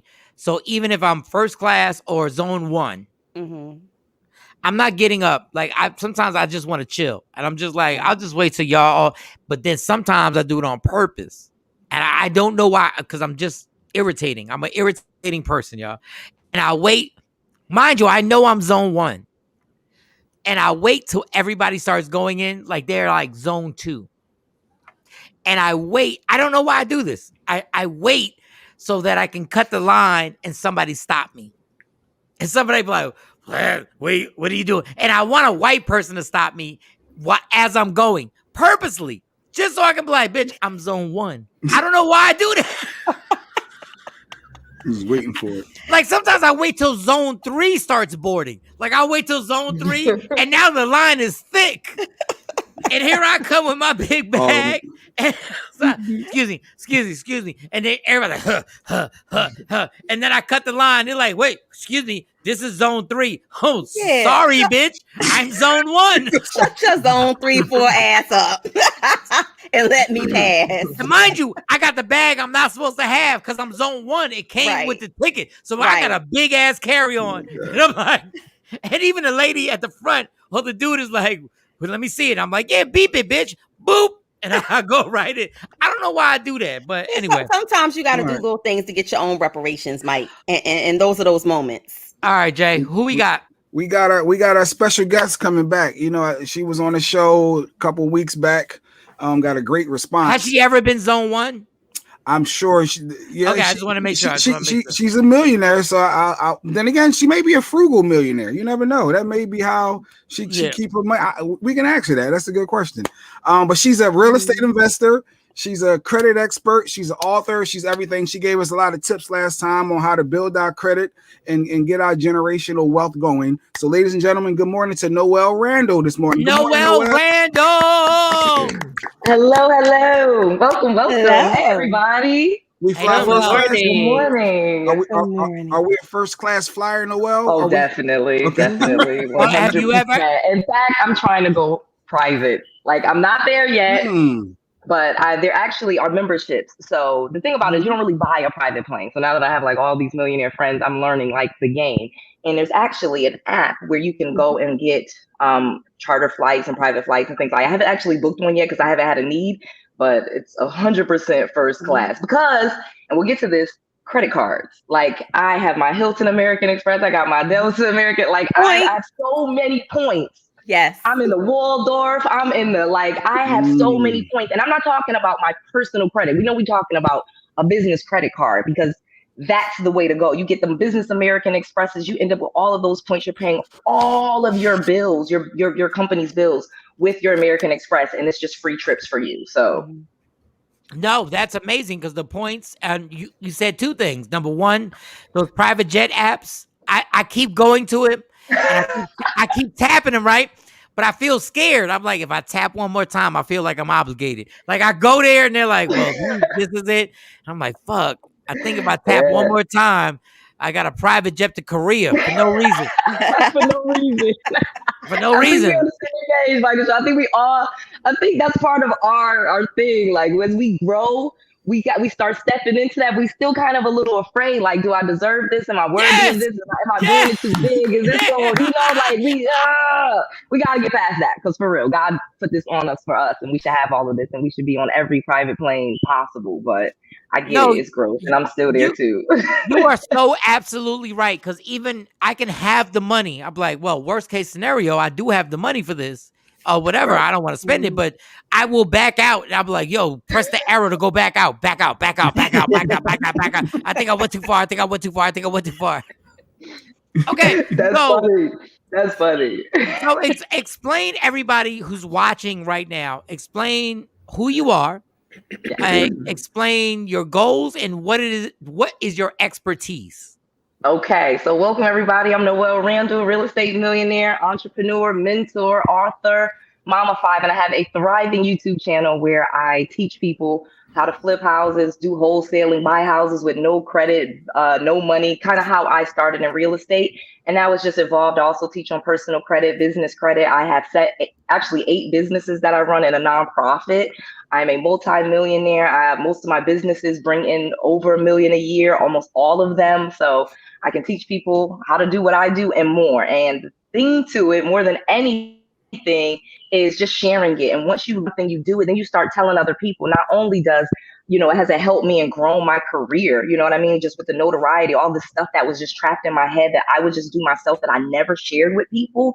The idea that when I started sharing it, how much more money came to me. I was already rich in my mind, like, okay, I'm already making money. But then when I took it to the next level to say, okay, I'm going to have a YouTube channel, I'm going to have a podcast, I'm going to write books, I'm going to go speaking, I'm going to teach people and tell people these things that I know and find my people. And it just took it to multi-millions. So I implore everyone, learn something, do it, and then teach it, because you make money at all 3 steps. I literally get paid to go to seminars where I'm learning something new. And it's amazing. And I've said this and I've repeated it. This cancel culture doesn't affect you if you're financially free. That's right. That's right. Like, you ain't got to worry. Like, if you're financially free, you ain't got to worry about being canceled by a culture, because you're like, okay, y'all don't mess with me. Cool. I'm good. Right. The first question I want to ask, and I always want to know this moment. When's the moment where you realize you're a millionaire? And now, mind you, we've all been broke. We've all been in a situation where we've all been struggling, some of us right now. Yeah. But that moment when you realize, when you either your accountant calls you, your financial advisor calls you, or you just see it on your own. Yeah. That you have now become, because having $700,000 is amazing. Yes. But when you crack the millionaire status, you have now done something that people have dreamed about. Yes. What was your reaction and how did you find out? So like I've shared with people before, I started in my parents' basement. I actually was flipping houses in 2002, 2003. I was a complete disaster and really didn't know what I was doing. So I was flipping houses with a full-time job. Okay, we're in Atlanta. I have a full-time job, y'all. I'm like at the computer in a cubicle. And then on the side, I'm flipping houses. So of course, when 2008, 2009 hit, I didn't know what I was doing and I lost everything. So I'm in my parents' basement and I'm broke. I'm bankrupt, multiple foreclosures, like the worst credit, literally live in my parents' basement. I have 2 kids, pregnant with my 3rd, okay? And I'm damn near 30 years old. So this is not fun. I'm not early 20s. I'm a college dropout, no degrees, nothing, just a disaster. And when I started going out and just saying, okay, I'm going to learn this thing. And I started going to those free meetings. Okay. And I tell people this is the truth, hand to the sky. I would go to those free real estate meetings. And yes, they would teach you something. And then sometimes at the end, then they would start selling something. But then I was learning. I was just going to them, taking notes. I'm learning about, okay, and it's mostly not us, just being honest. So that's another thing. You got to get out of your comfort zone to get to millionaire status. You got to start doing things you wouldn't normally do and being around people that intimidate you and things like that. And so I'm around all these people. They still got their properties. How come they didn't get foreclosed on? How come they ain't in their parents' basement? And I'm learning this thing. And I'm actually in 2 or 3 months making a lot of money. $5,000 per deal is what they told me. So I'm in like the first year I did 13 deals. So but I had this bad program. That's why I said I could have been a millionaire years ago. I had this bad program because when I was in my parents' basement, they're telling me, go to school. You got to go to school. You got to get a job when you finish school. And so that was really my thing. And real estate was this side hustle type of thing. And I'm telling you my story because it was a big mistake on my part. So it really wasn't until I'm back working. I'll finish school. I'm working. I'm making on the side, doing real estate, flipping houses and stuff like that, hundreds of thousands of dollars. Okay. Matching what I'm making at a job and still won't quit the job. Crazy, right? Y'all like, yeah, that's crazy. No. I understand. I totally understand. No, I get it. No, I get it. Yeah. I couldn't let go. I was like, I'm going to be back in my parents' basement again. I'm going to lose it. I just had all of this fear that I really had to get over. So when I'm making this money and my CPA calls me up, because that's what it was. It was a call from my CPA, like for all of the 1099. Actually, I got into quicker. I actually got in trouble with the IRS because I noticed that when you flip a house, you go to the closing, and you get on that HUD-1, you get money. Yeah, you scaring me right now. I'm scared right now that you said that. Go ahead. Don't be scared. I got past it, bro. I got past it. You can do it. Just pay them payments. You'll be all right. They're not gonna lock you up, but you're gonna have to pay them. And so you got to pay the people. Don't mess with them. He calls me, he tells me this.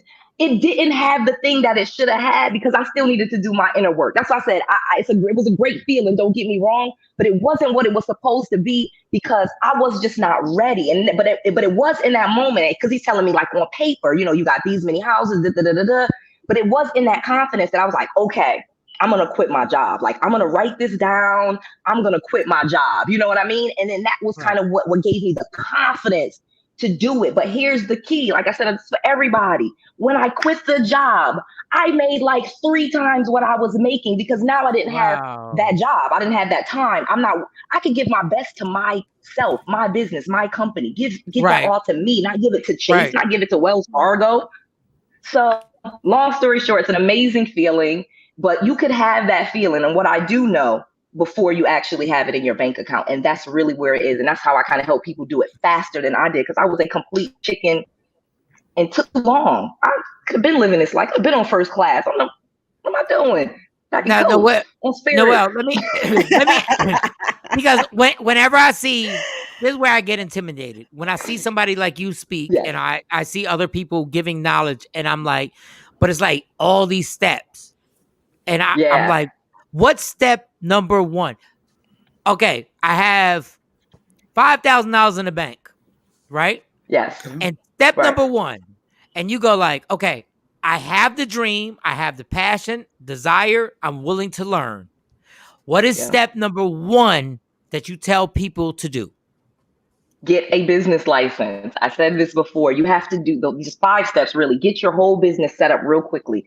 Take that money, get your LLC, get your EIN, get a professional website, get a professional email, get a professional phone number. Those 5 things. Now you really have a business. It's registered with the Secretary of State. Now you can get those loans. You can get lines of credit. You can get grants. Like I had people, literally my students that are way behind me. Mind you, I'm mentoring people that could work in a cafeteria. I've literally helped people. She was working in a cafeteria. Now she has rental properties. This is not about being smart. This is not about degrees. This is about letters behind your name. This is about becoming a business. Okay. Because once you become a business, now you've created this whole separate entity. You can create business credit. You can go get credit cards, lines of credit, all of those things in your business's name. Okay, you can buy property in your business's name. You can leverage that way more than you can leverage your own personal credit, which is, again, something I was so late to the game with using my own personal credit, not knowing I could have millions in business credit way faster. You get what I'm saying? Because basically, too, once you have a business and your business is 2 years old, that's like an adult business, like literally, like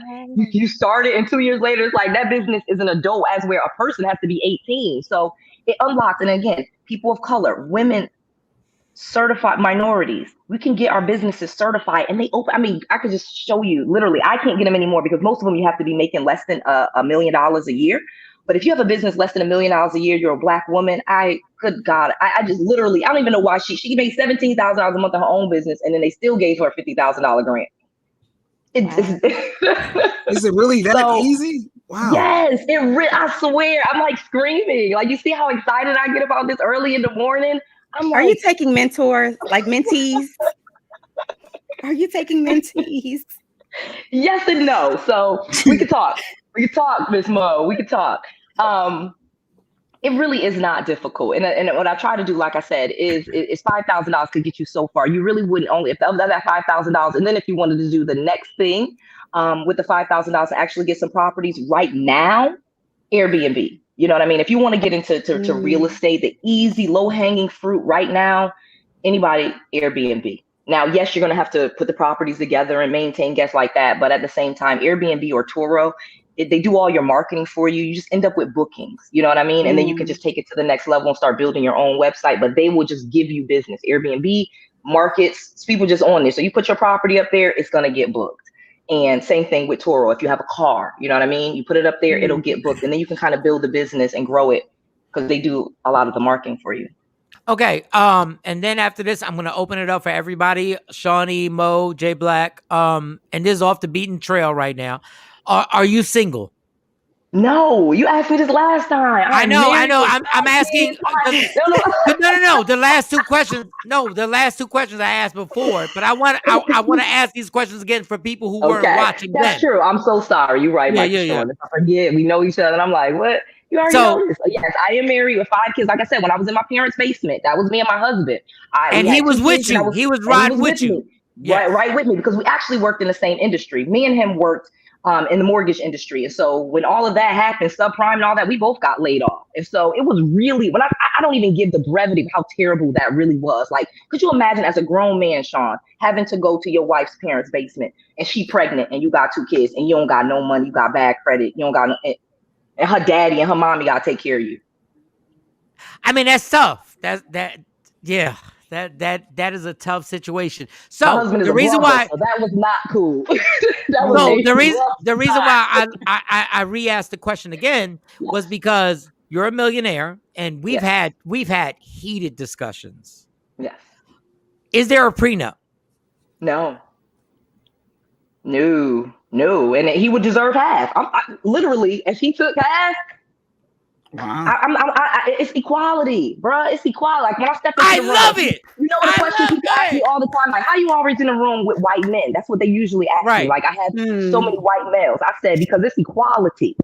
It's equality. We are equals. We are equals. If I owe him child support, if I owed him alimony, he was in the basement with me. Like, what am I talking about? Like when I'm out spending money on a coach, he's looking at me like I'm crazy. And I'm like, Dad, you gotta just like, come on, I know. I know. Like that is amazing. We're gonna have to bring you in on different subjects that we have. Yes, we have to bring you in on that. But I'm gonna let no the ladies. No. The prenup to me, prenup to me. I know we really off, but prenups to me, you're setting yourself up. You're not thinking it's gonna work. You are. You're not. You don't think it's gonna work. That you honestly do not think it's gonna work. Well, I have a new rule. The richer you are, giving away half. I mean, I'd rather give you half when I'm making $2, $4, $5 million a year than when I'm making $40,000 a year. I'd much rather give you half. Bigger the number. Oh, I love your spirit and I love your honesty, but I would rather not get half. No, I'm not giving half. I'm not giving half. Not in Michael Shawn's world.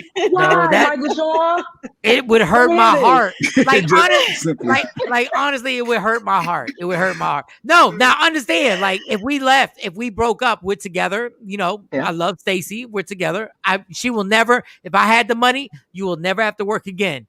But you can't just take half my shit. I pay my husband's child support.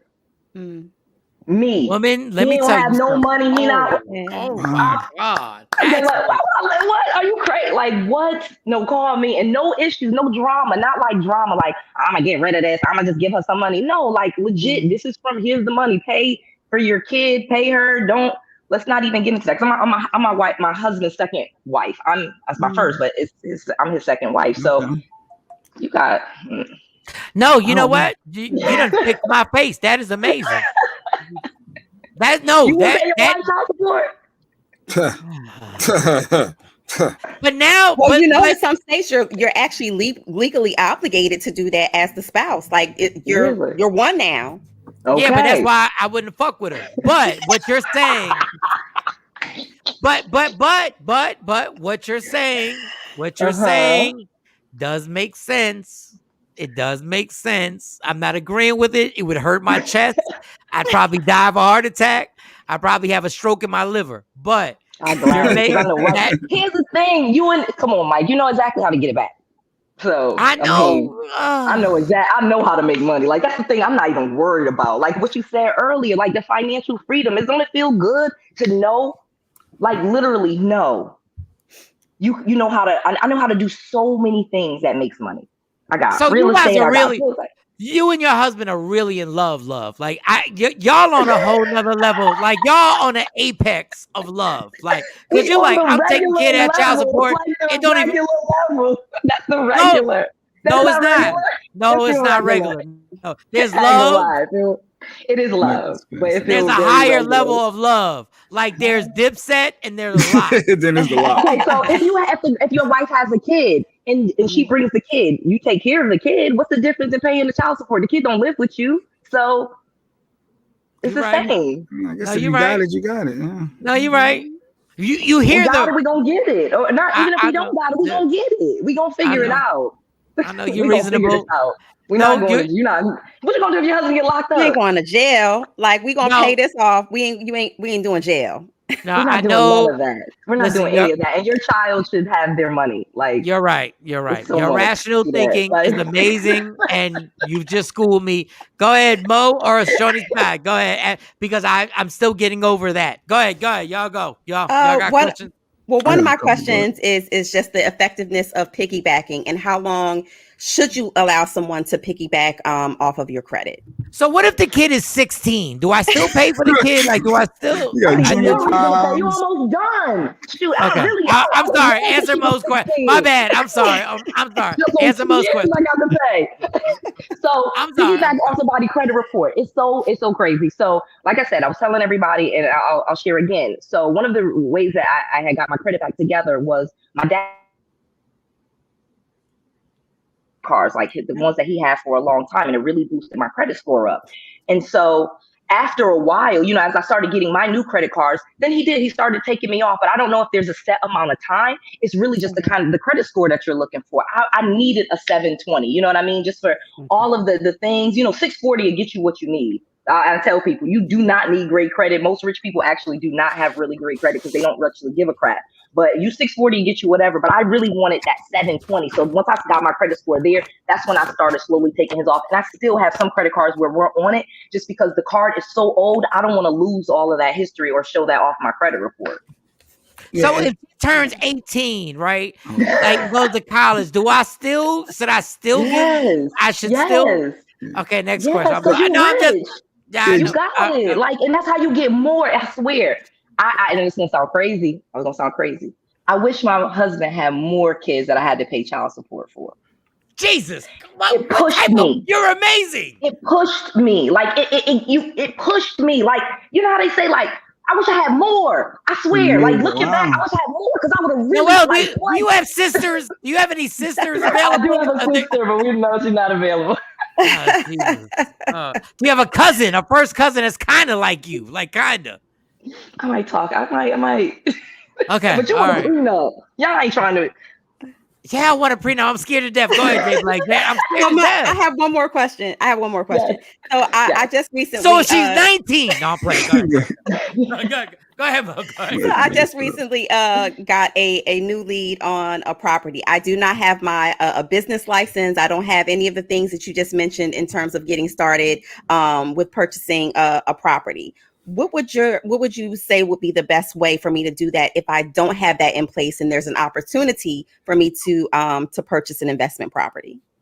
Okay, so this is an amazing question. So a lot of times what people think is they need to have a way what to do with it. But I'm going to tell you up front, you know me, I am always looking for real estate. Literally have fun with over $100 million in it, okay? Where we're looking for deals, Airbnbs, properties, condos, timeshares, apartment. It could be almost anything except really like mobile homes. We're kind of just, those are the only ones that is just not like a go. You know what I mean? Even if they're in an area. Why you hating on mobile homes? Why you hating on mobile homes? Why? They're kind of like cars. They're not really real estate. And if that's the point, I'm gonna buy a car and then just put it on Torah. I ain't gonna buy right. So anyway, long story. But if you go to NuRez, NUUREZ.com, and I'm giving this to everybody that's listening, we're actually looking for properties right now. You could submit a property to us. We have a whole team of people that's going through them. They'll let you know if it's one we want. If we want one we want, we will buy it from you and pay you a marketing fee. Now, here's what we do like, and I will say, we will want you to get your business license and EIN because that's a business-to-business transaction. And because I'm a licensed real estate agent, I can't pay people for referrals, but I can pay your business a marketing fee for finding properties, for helping us market. So that's one outlet already. You already always have for me. Like I said, NuRez.com, you go to submit a property, even if it's not one that we buy, even if it's one we lease, we will pay you. Okay. And then there's a ton of other people just like Noel. It's not like I'm the only thing on the block. So one of the things that you want to do is you like Google wholesalers and you Google your zip code. And those people are always looking for properties. And then at that point, you're more like a bird dog. You're somebody that you found a property, you didn't get it under contract, but you're giving them as a deal. So that's more like a bird dog. That's where people pay you at the lower fee. Now, if you take it another step and put yourself on the line a little bit more and get it under contract, that contract, you up your fee from 500 to like 5,000, because the contract is like an asset. And people are scared of contracts because they're like, man, I signed this contract. What am I going to do with it? But that's an asset for you. You now can sell this. You can assign that contract to somebody else for a big fee. And people don't know about contracts. You put all different type of clauses in there where you can walk away and not lose very much. Okay. Option fees and things like that. No, I want to ask you something, because when you're speaking, is the reason why we don't make more money is because of insecurities and fear? Yes, it is. That's 100% the answer. I'm looking at everybody on here. When I tell you how easy it is to make $1 million a year, I have several businesses that do that. And it's the three things that I'm saying. Like, you're learning new things. Like, say, for example, I had a radio show. Okay. Yes. I would be selling something. I'll be honest with y'all. I would have something that I'm offering. Come get my free book. Mike Shawn just wrote a book. Or come see Mike Shawn at this. Get my tickets. Get my thing. I'm offering you something. Okay. And then when you come to my something, I'm offering you something again. Okay. And again, these are offers. You don't have to take them. In my book, there's going to be, if you want something else, if you know what I'm saying, then you do. And not that it's mentorship, because I can't mentor everyone, but it's a book, it's an event, it's a show, it's a product, it's an affiliate relationship. Listen to my boy's show. We can set up affiliate relationship. Okay, listen to this. And every time someone clicks this link, I'm getting paid. So you really just start thinking that you deserve more money. And all of a sudden, all of these ideas start coming to you of ways you can start making money. And they really are out there and available to you. And they don't take a lot of work. Like affiliates, inside of, just using a quick example, inside of my book, okay? If you click on, for example, credit repair, and you click that link in there, of course, that person paid me for you clicking that link if you do business with that. Right. Right. So not only did you buy my book and I got paid, now I get paid when you click any of the 200 links throughout my website, my book, my podcast, And now all of a sudden, it's all of these different streams of revenue coming in. Wow. And you have a business, any class you go to is a write-off. Your car is a write-off. Your properties to write off, your hair, the wigs, the write-off. Right.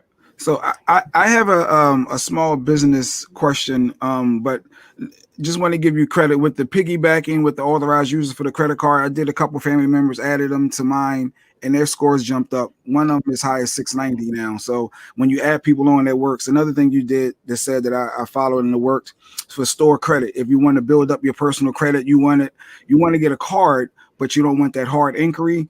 If you open it up in incognito, add some things in your cart, and they only need the last 4 digits of your social, that's a soft hit, and you can build a credit. It may only be $1,000, but you're able to get credit and it worked. So I followed your YouTube, and these things are working. So I'm a believer. Thank you. I am Jay Black. I love that you do, because that's what I love when people say I did it. Because if you tell me you did it and it didn't work, you didn't do it. Yeah. Because it's not that simple. It's incognito, like he said. So like fixing your own personal credit. I know he said a lot, but I have a whole video where I teach you how to go into the incognito mode and add stuff to your cart, and you can start getting, without getting any increase on your credit report, how you can start getting some credit cards.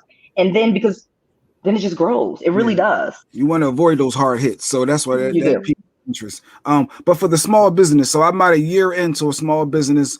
I did the 5 things. Got the LLC, got the EIN. What's your small business we don't know about? Like, how have you been so quiet about this bullshit? We almost ready to roll it out. It's called Go For It. We like to go for it. My wife is really. Does it have anything to do with weed? No. Okay, so it's like, what is it? What is it? It's a go for it. It's like gig work. So everything from personal shirts to personal items to building your resume. It's literally all in one. Go for it. Like a go for it. You go for it. So it's Go For It LLC. It's about a year in. We're about to do the little IG thing and get stuff going. Virtual assistant. You talked about being a virtual assistant. My wife is really into that and trying to find our first client. so she can actually be a virtual assistant for someone, maybe Noel Randall? I'm looking for an assistant. I'm actually looking for an assistant for myself. My assistant, she's now going to be a property manager in Clearwater. She's super smart. So I actually am looking for my own assistant. Well, I have two, but like to replace her because she's now managing that building. So I love it. So first of all, let me say congratulations, INJ Black. You go for it. That is definitely a great business. Virtual assistant, that's the new thing. You know, they say all these millennials are quitting and everybody's starting a business. And one of the ways you can start a business inexpensively is through virtual assistants. You don't have to hire people. And here's the fun part. People that did it legally with the PPPs got money to pay their virtual assistants during that thing. When they got the PPP loans, they literally got money because you could pay your contractors with that. So think about that for a second. The government, you have a business. The government gives you money. You don't got to use any of your own money and you pay your people with it. Boom. And my question for the small business is, I want to get that business credit card, but we're only a year in. So what is the first, and not gonna say easiest because there's always a little work involved. Yeah, like to get that first business credit like card. When you get your business checking account. So here's a recommendation. So small business depends on, you guys are in Dallas. No, well, actually, I'm in Philly. I'm in Philly. I'm in Philly.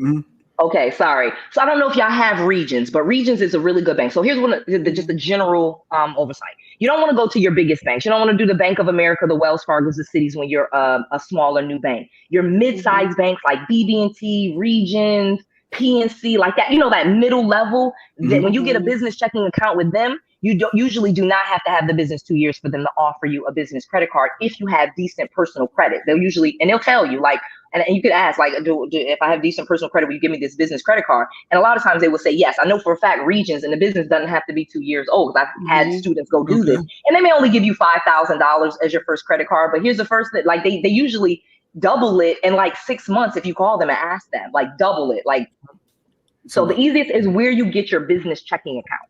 All right, so I got Bank of America, and I did the middle one. It's the middle one called Republic Bank. I did my Republic. So yeah, so we just started them though because Bank of America is such a big wig, like you were saying. So I need to have certain amount of activity? Is that what I should be striving for? Not really. Here's the thing. A lot of times when you first get the account is actually before you even have any activity, is actually the best time because they don't have any relationship with you. So when you first open your account, they usually start offering you stuff. Nowadays, they will usually start offering you things immediately. And they'll ask you if you want a business checking account, business credit card, or do you need any lines of credit, or what are your business needs, and have that meeting with them. And then they will start to tell you too about unadvertised programs. This is crazy. And this is like me really spilling the tea. Banks have unadvertised programs for certain individuals. And you have to go into the business banker and then they can talk to you and tell you about them, but they can't just advertise or put on an ad, we have loans, or we are going to give you special, you know what I'm saying? Because it's not special treatment, but they have little, it's hard to explain. Like if your credit score could be a little bit lower than someone else's, if you are this, your this could be that. Like it's not as bad as you think. Like I was shocked, especially with Regions and at how many unadvertised, like different type of little loan programs and stuff that they had. All right, well, Noel, let's be real right now. Yes, there's a chance, a good chance that this country could be back on lockdown. Yeah. So everybody's doing a lot of stuff, including me as a comedian. I'm doing a lot of things, and things could change very quickly.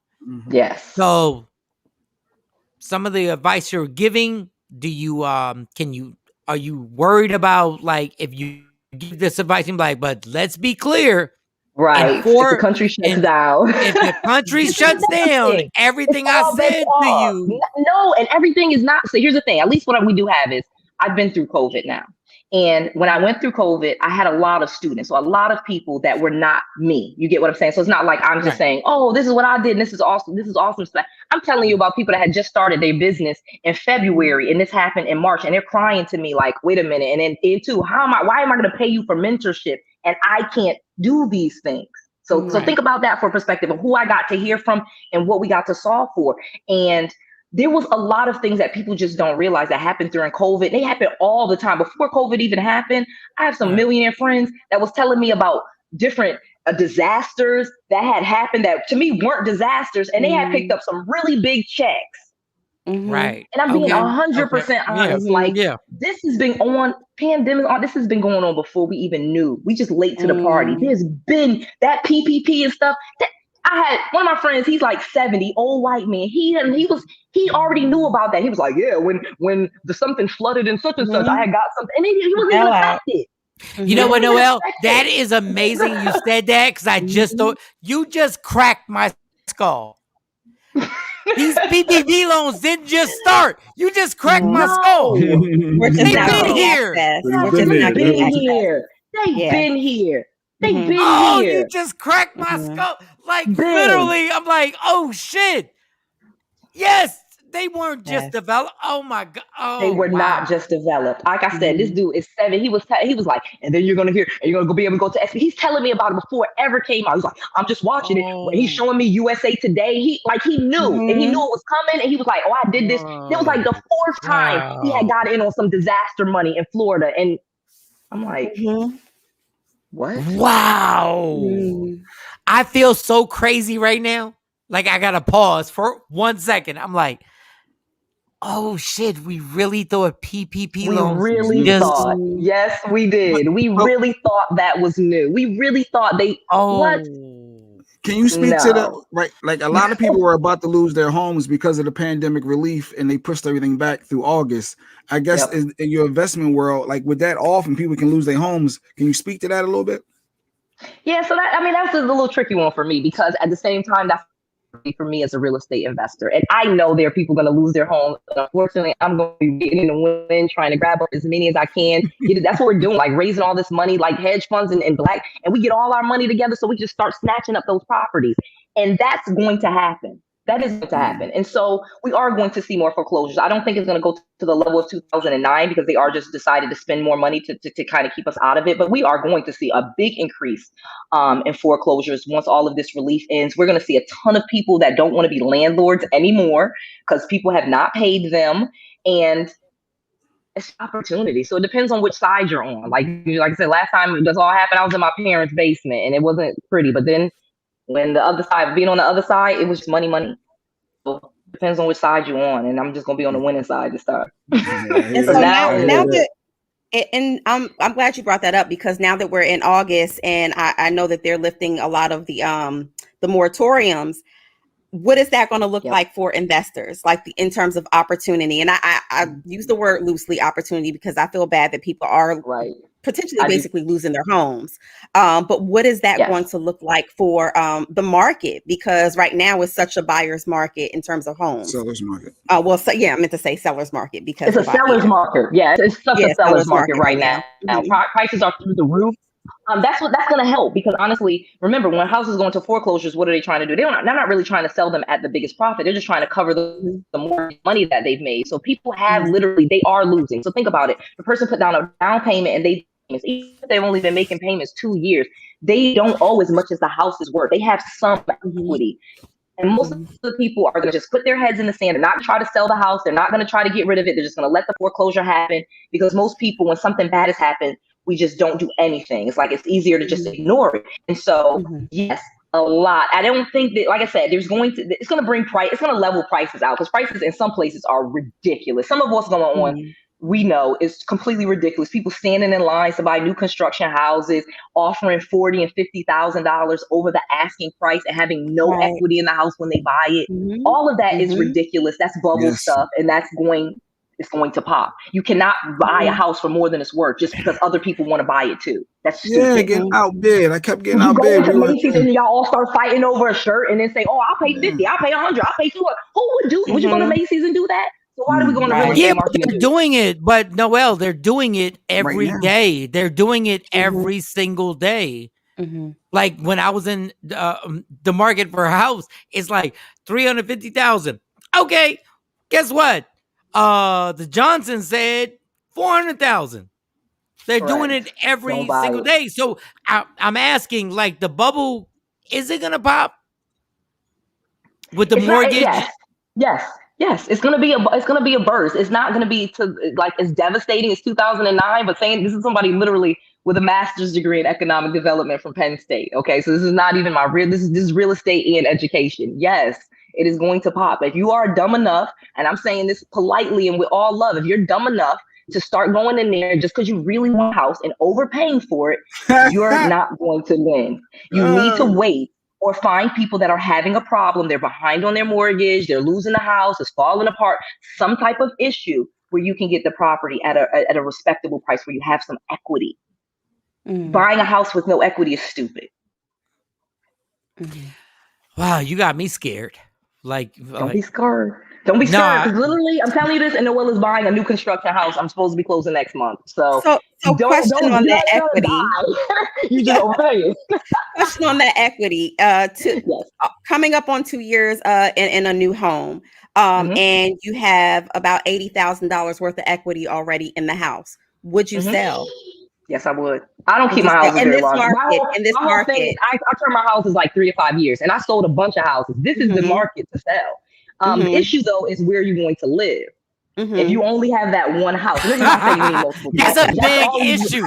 That's a big issue. Y'all cannot, buying one house is not enough. You need to be buying more houses. Like y'all should have more houses. Why y'all got more houses? Would you move? We all can't have more houses. Would you take that 80? Would you take that 80,000, invest, and move into an apartment? Apartment rent is up too. That's the thing. When real estate is up, rent is always up. Rent is also up. So rent is way up. You got to look at the numbers. That would be one that's almost case by case. I would sell it. Like I said, I sell my houses every 2-3 years, 3 or 5.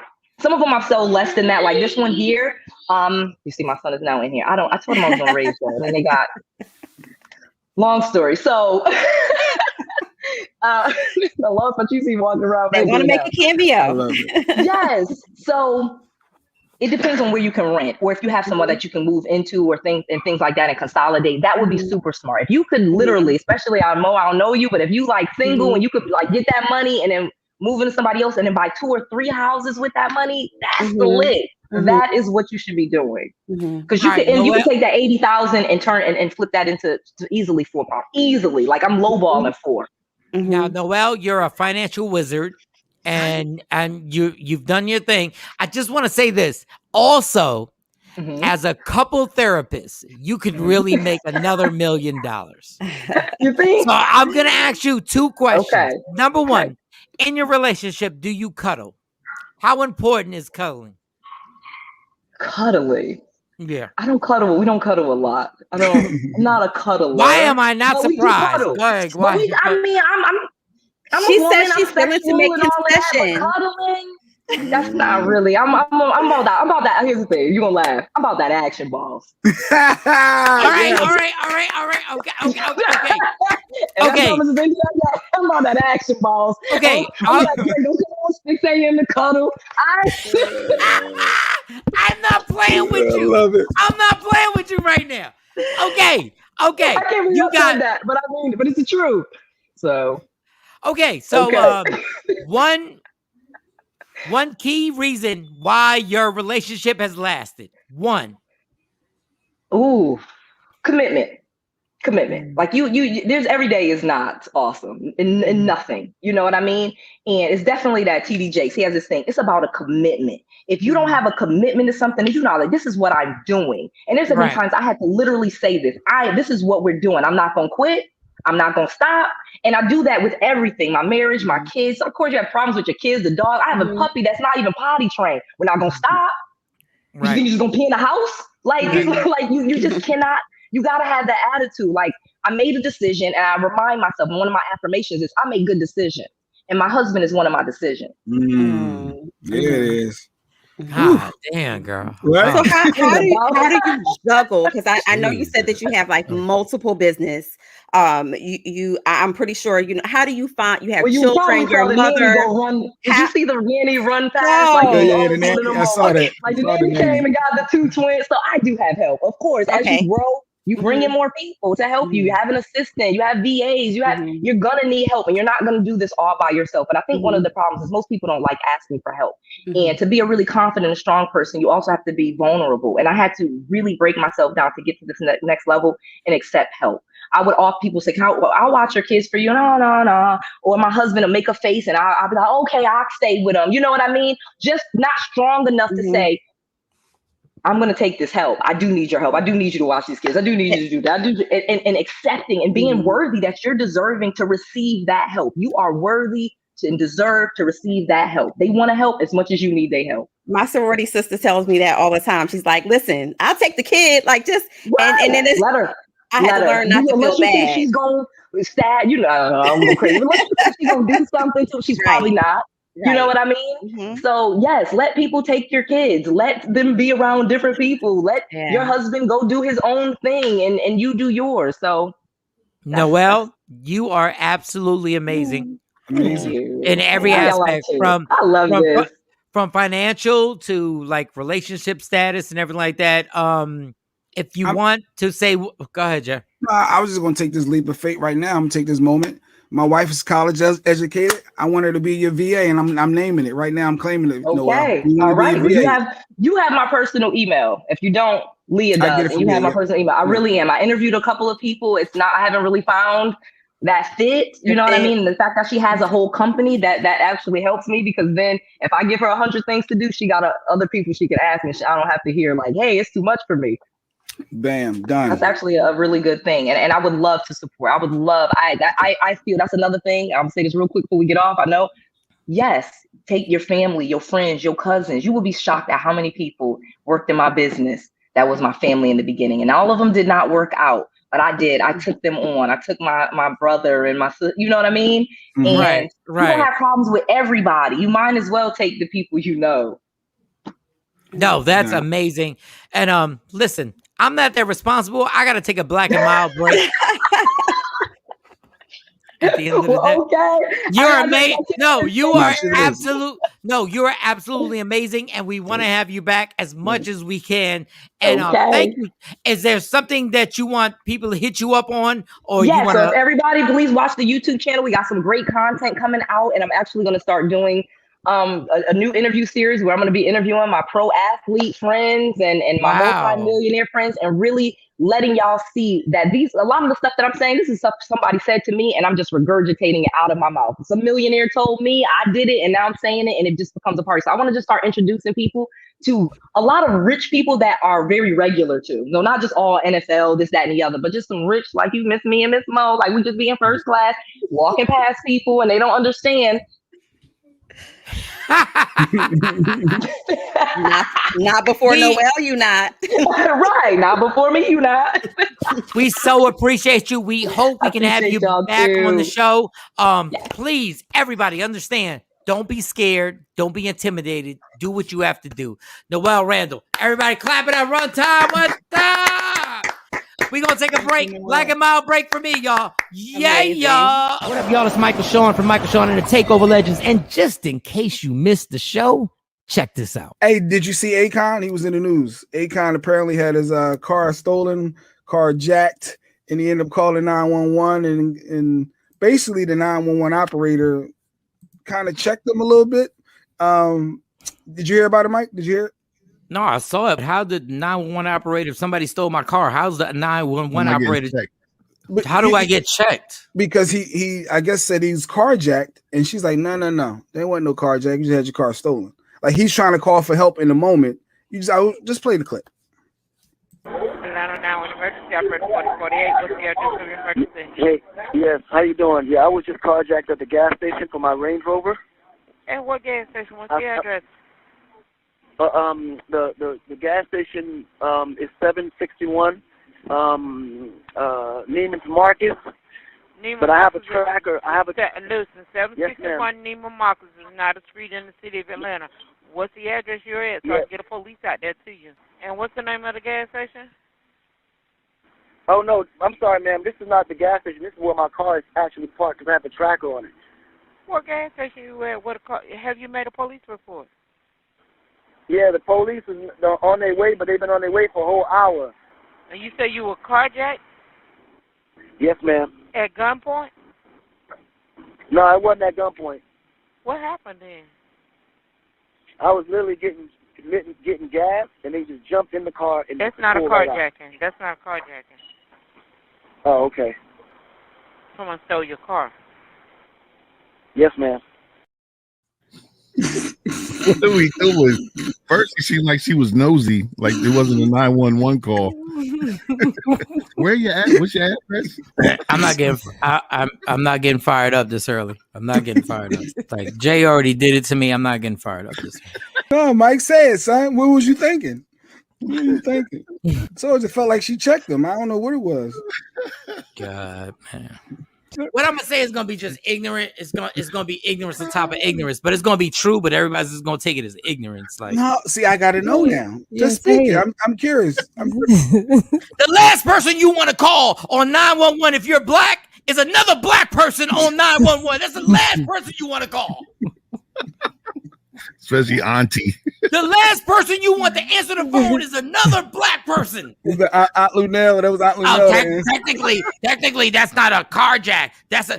I just.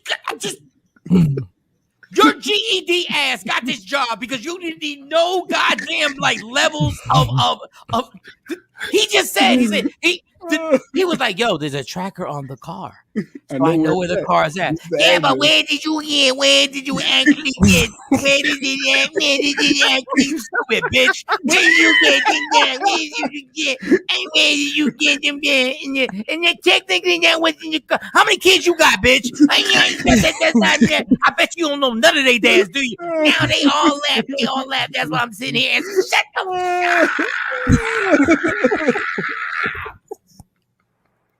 Michael, Shawn, and the Takeover Legends. Your escape from reality. Right here on Free Agent Radio. Don't never stop if you want to be on top. Yeah. Tap in. Good morning. Jay Black had to go. I guess we're about to wrap up. We are? What happened to Sexy Mo and allegedly? What happens is Michael Shawn be in a whole nother time frame. I don't think he really realizes. Wait a second. On the East Coast? Oh, no, we're good. East Coast, 9:25. 9:25. My bad. Yeah. All week, you know, I don't know if your circadian cycle is off or what. What is that? What is circadian? Your sleep cycle. Oh, because Jay Black said, I got to go to the doctor's appointment, end the show. I'm playing. Go ahead, girl. Are we doing He's so selfish. Well, yeah, we're gonna do allegedly. All right, put the thing up there.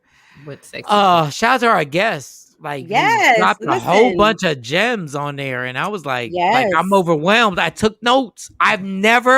We have never had a guest that I took notes. Mm-hmm. And she said 4 things you have to do. I wrote that thing down. I was like, God damn. I said, all right. So I'm gonna do those things by Friday. Okay. I believe in you. Okay. Noel Randall, shout to her. And allegedly with Sexy Mo. Allegedly. Let's go. Let's see what happens. Let's see what happens. Well, allegedly, if you got a Spirit Airlines ticket right now, allegedly your ass is sitting up in the airport still. Oh, don't do this story. I'm sorry. I really feel bad for my honeymoon people out there who are in, PR, who was doing it up in DR, and you try to get back home to your job before they fire your ass, and you can't even get your bags. Apparently, Spirit Airlines has they're on strike. The pilots, the stewardess, nothing's moving.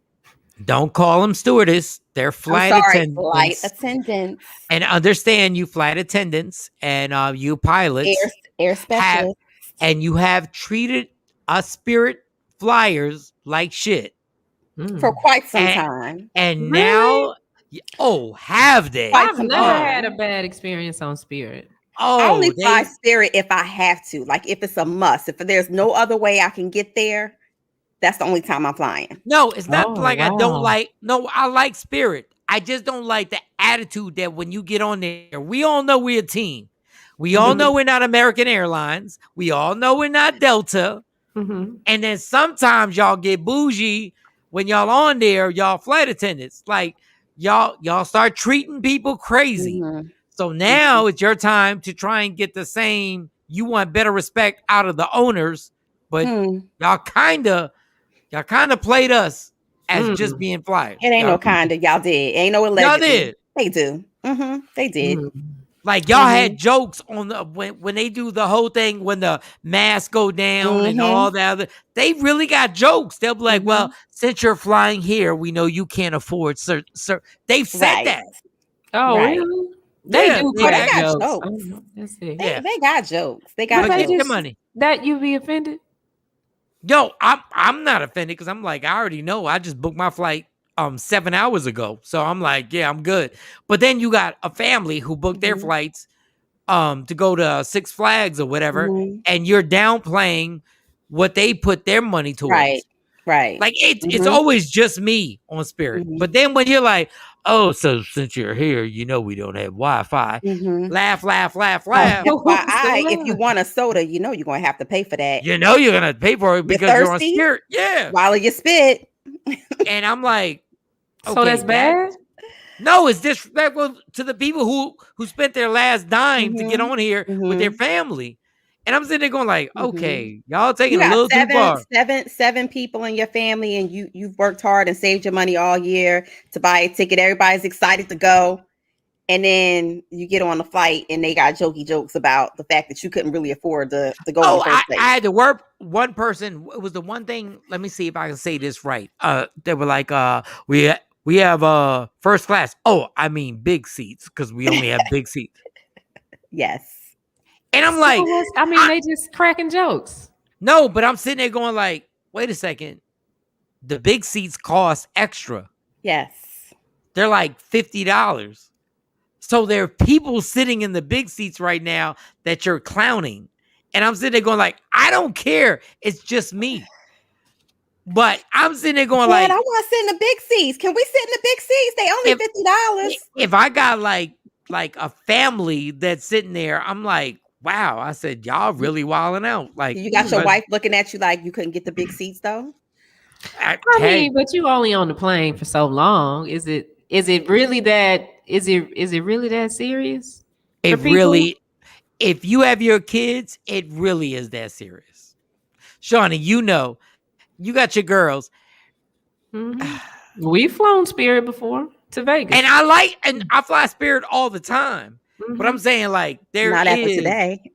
I mean, but they say that like they would say that because they've flown American and Delta too. So when we flew Spirit, they were like, "Oh, this the cheap airline, mommy. You didn't have enough money." And I'm like, "You right, but we getting there, right?" No, and you right as a mom. See, but you got good clapback. Yeah, we got still that good getting there. Yeah, we getting there. We still getting there. I just feel bad for the people that are sitting there and like, what you gonna shit on me? Motherfucker, you an employee. Like I'm like, calm down with the whole jokes and everything like that. But you're right. Go ahead. Oh, well, somebody who's also not flying back right away, and I know he's not on Spirit. T.I. Apparently he's got arrested in Amsterdam. Did you see the live? Did you see the live? He said they don't take cash. Apparently, they wouldn't take his cash. So who bailing him out? Yo, T.I. They won't take cash. So what does he need? They don't take cash. I don't know what does it take to get bailed out of Amsterdam. What could he possibly do in Amsterdam? He did not have his passport on him they came up to him. I have no idea. Other than that, that's what he said. He's like, I ain't have my passport.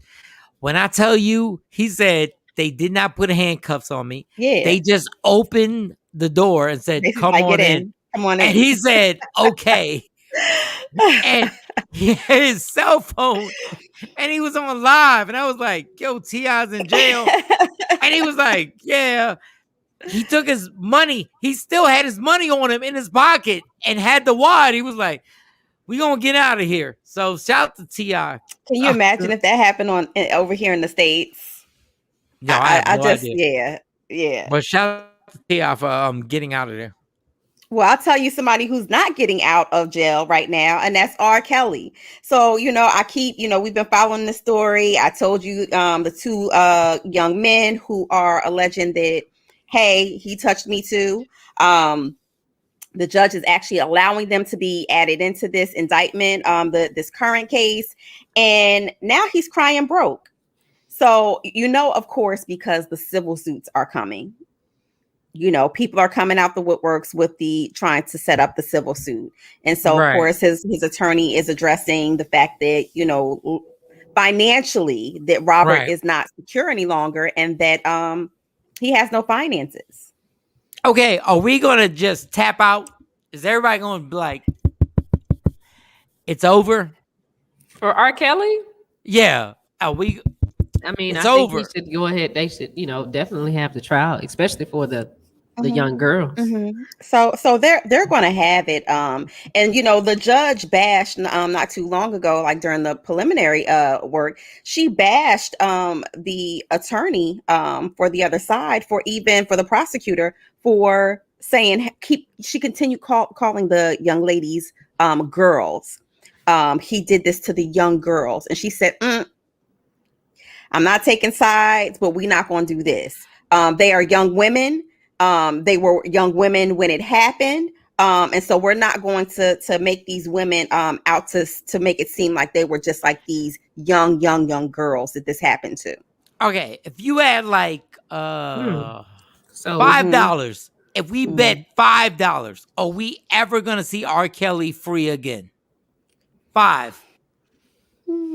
I mean, I just got 100 off the Lox battle, so I'll give up 5 because I don't think that they're gonna throw in the key. I think that he may get the maximum or somewhere in between, like a negotiation. But I do not think that he's going to spend the rest of his life in jail behind bars. I do not.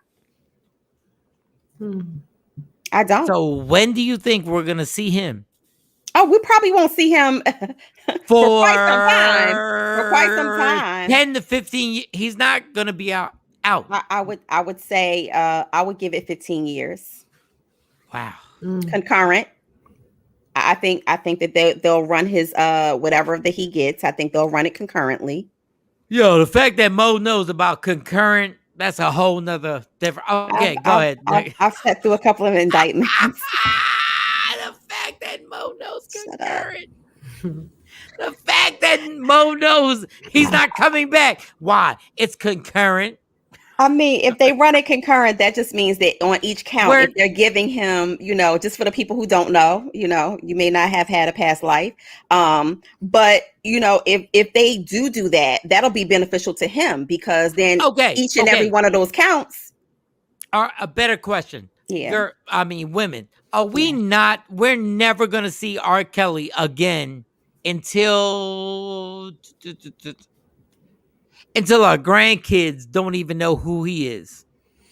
I don't know. I don't have that much faith in the justice system when it comes to issues like this. So I don't know if he got off and they let him out next month or right after the trial, I'd be like, oh, okay, yeah, here we go again. If they kept him in jail, okay, that's great. How long is he going to be able to stay in? I mean, how long are they going to keep him in? And then think the amount of time that he's been awaiting his trial, that he's been locked up. They're probably going to take that, reduce that off of the sentence. And so the other catch to this is the 2 added boys that they are young men who are they're adding to this case.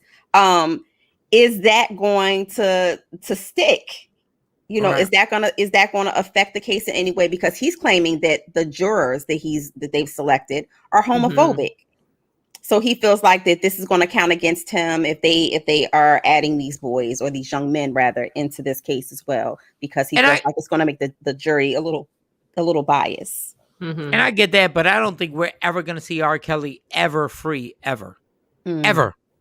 Like I honestly think, Michael Shawn, there are people who are who they consider habitual or lifetime predators. And of course, in the public eye, this is how everyone's viewing R. Kelly. People are viewing him as a predator that will never ever be reformed. However, in the court of law, they only try on the basis on whatever the charges are, and then also whatever the practices or the law or the statutes for the particular state that he's being tried in. So what's the parameters of the sentencing guidelines for this particular case and these charges for him in that state that they're trying it at? So that's going to be the guiding force of how many years he get. All right. Well, I bet my money we're never going to see him. I'm just telling you, we're never gonna see him again. Like you can, I do think he's gonna get time. But all that jargon we're that you just him. put it, all that jargon, we're never gonna see R. Kelly free ever again. Promise. Well, the judge can only go with what the sentencing guidelines are. She can't go over that. She can't say, you know what, I know this only carries 15 years for you maximum, and I can by law sentence you up to the max. And I understand that, but we're gonna be old and gray before he gets out. Like we're gonna be holding hands and doing grace at Thanksgiving dinner. We're like, and God said, praise we're never gonna see him free ever again. Like real talk. Like it's not gonna happen. Like there's no way. First of all, R. Kelly doesn't have the money to keep his lawyers working like that. Number two, he doesn't have the intelligence to get himself out of the situation he's in. And third, I don't think he deserves it. So, and I'm not judging. Yeah, I am judging. Yeah, R. Kelly. That was judging. Yeah. R. Kelly, he was a piece of shit. All right, go ahead, Mo. Next. So yeah, you know, of course, we'll continue to follow that case because, like Shawnee said, you know, there's a little of little faith sometimes when it comes to our judicial system, and anything can happen, right? Yeah. So we'll see, Michael Shawn. Speaking of the justice system, Michael Shawn, I know we saw the clip of the police officer who pinned down that young lady, Nakia Triggs. Well, don't you know he has tested positive for COVID? Here we go. So, you know, the mom, you know, when we saw the clip, of course, the mom was arrested too that day. So she came in contact with him as well. She's had to be removed from her job, you know, and quarantined from her job. And so I know that this is gonna be a monetary case. They're adding to it. Currently, she's at home quarantining, waiting back her test results, as well as her daughter's. But yes, the police department contacted the family, stating that the officer tested positive for COVID. Wow. I'm so trying not to just. Go ahead, Mike. Go ahead. We're waiting for it. Yeah, go ahead. Just explain for those before, because then when y'all start hitting me on Instagram or whatever, explain the situation one more time. Explain everything that went on. So the police officer, of course, he tackled this young lady. He said that she was trying to run into traffic. Tackled her down, laid on top of her. Okay, another officer came around, put the handcuffs. The mom was yelling, please get off of her. She's a child. She's a minor. She didn't do anything. Can you please get off of her? You're going to kill her. Of course, she was, you know, throwing up at the mouth and things. And they were explaining this to him the whole time. And he just said, don't touch me. You could touch her. It was a very, very, very intense situation. And so, of course, escalated, and she was escalated. A female, right? Yes, female. Right. Yes, 18-year-old girl. The police officer was a white male officer, young. And so, of course, they were like, "Why is your body cam under her? What are you doing?" It was very chaotic, and so, of course, the officer, he pulled out, and they arrested the mom. Fast forward. So that's how the mom actually got involved, and they put the mom on the ground. The officer and they begged the other officers on the scene, do not put us in the same vehicle with this officer. We are afraid for our lives. Do not put us in the same vehicle as this officer. So it turns out that the officer who was on the daughter, and then on the mom, tested positive for COVID. And this was in a situation where it could have been no physical contact, because right now, again, the officers are also still being trained to be careful in regards to how they approach situations because of COVID, right? Right. And so this was a non-life threatening case. So why this amassed. And I know more footage and more things are going to come out as this case progresses, because the young lady is still facing criminal charges with the officer. Well, I understand why he was trying to stop her, because he found her. So he said someone had called in and said that she was walking, she didn't have any shoes on, and she was out there crying. So a welfare call came in. And he was, and he told her that. He said, well, they called, they said this, I just want to talk to you, which is normal for an officer to do. I think where it escalated was when he grabbed her and then she started screaming and saying, I want to, call my sister, well, at first it was her mom, then it was her sister. Yes. And my thought was, why didn't she just stop and talk to the officer instead of just constantly saying, I don't want to talk to you. I don't want to talk to you. She's not right. But she's not right. She's not right. So even with that, something like that, even if you don't have a mental health diagnosis and you are in a crisis situation, they are also trained on how to deal with crisis situations. If you think that someone is in crisis, the last thing you want to do is corner them, touch them. You can de-escalate verbally without engaging with the potential victim or the potential person who's going through that crisis at the moment. And so I think that, again, just looking at the video, and I don't have all of the video footage, but just learning some of the facts in the case, it just seems like, he did not either have a lot of training or, it's just a lot of pieces that I need filled in this case. And because I would have to say differently, because he did everything that he was supposed to do. I think that, like, for us, do we have the video? That's what I'm looking for. We just, we're in a panic. We're, we feel a certain way about the police and what might happen. And so we should. I understand why it probably scared her. But at the same time, he started out with, hey, listen, this is why I'm trying to stop you and talk to you. Because, if it is something wrong with her and she runs out in the street and she gets hit, now we mad at the officer because he didn't do anything. I think the one thing that he could have done was call for a female. Call for a female backup to come and help you with the situation. But outside of that, the restraint that he used on her was not a sanctioned restraint. That is not the way that you restrain someone, especially someone who does not have a weapon. If he wanted to detain her for her own safety, because I've been in situations where I've had to call in 302s for children and adolescents and young adults who got physically violent because they were either off their medication or they were in crisis mode. And when I write a treatment plan, it encompasses the home, school, and community. So for people who need awareness about how to deal with that particular person. And again, I don't know if the young lady has a clinical diagnosis or not. But when you're talking about dealing with someone who is in crisis, there are steps that you take. And that laying on top of her the way that he did, that's not the restraint that he should have used. No, he shouldn't have laid on top of her. But what I'm saying is her actions. That's the thing. It's a cause and a reaction. She could have just stopped and talked to him. He wasn't getting ready to arrest her. He just wanted to know what was going on, and that's where we have to, teach ours. Like, I have to talk to my kids about police officers because I've heard them say some things that were disturbing to me. And it's like, well, hey, you still got to understand they're here for this. And I get it, because I get nervous when the car gets behind me.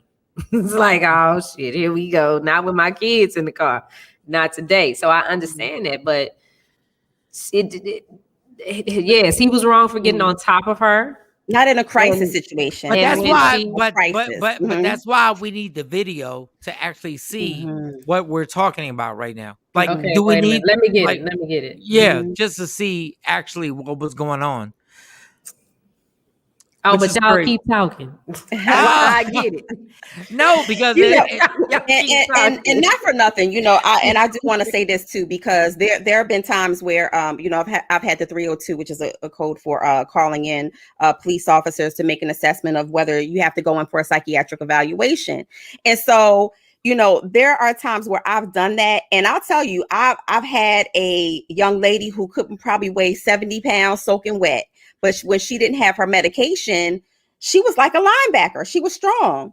So, again, when you're going into these crisis situations as a professional, whether it is a police officer, a healthcare professional, even teachers and administrators at school, you have to make sure that you remain calm and as calm as possible, so that you can make the correct steps and make the correct choices to try to de-escalate the situation. And so I would like to see his video cam footage, like as it was leading up. I would like to see the other officers. I would like to see all of the different angles and the different things that came up from the recordings. I've never been this quiet. I'm really just listening. I mean, to y'all. The video is very disturbing. I mean, the video itself is really disturbing. I'm just trying to see it.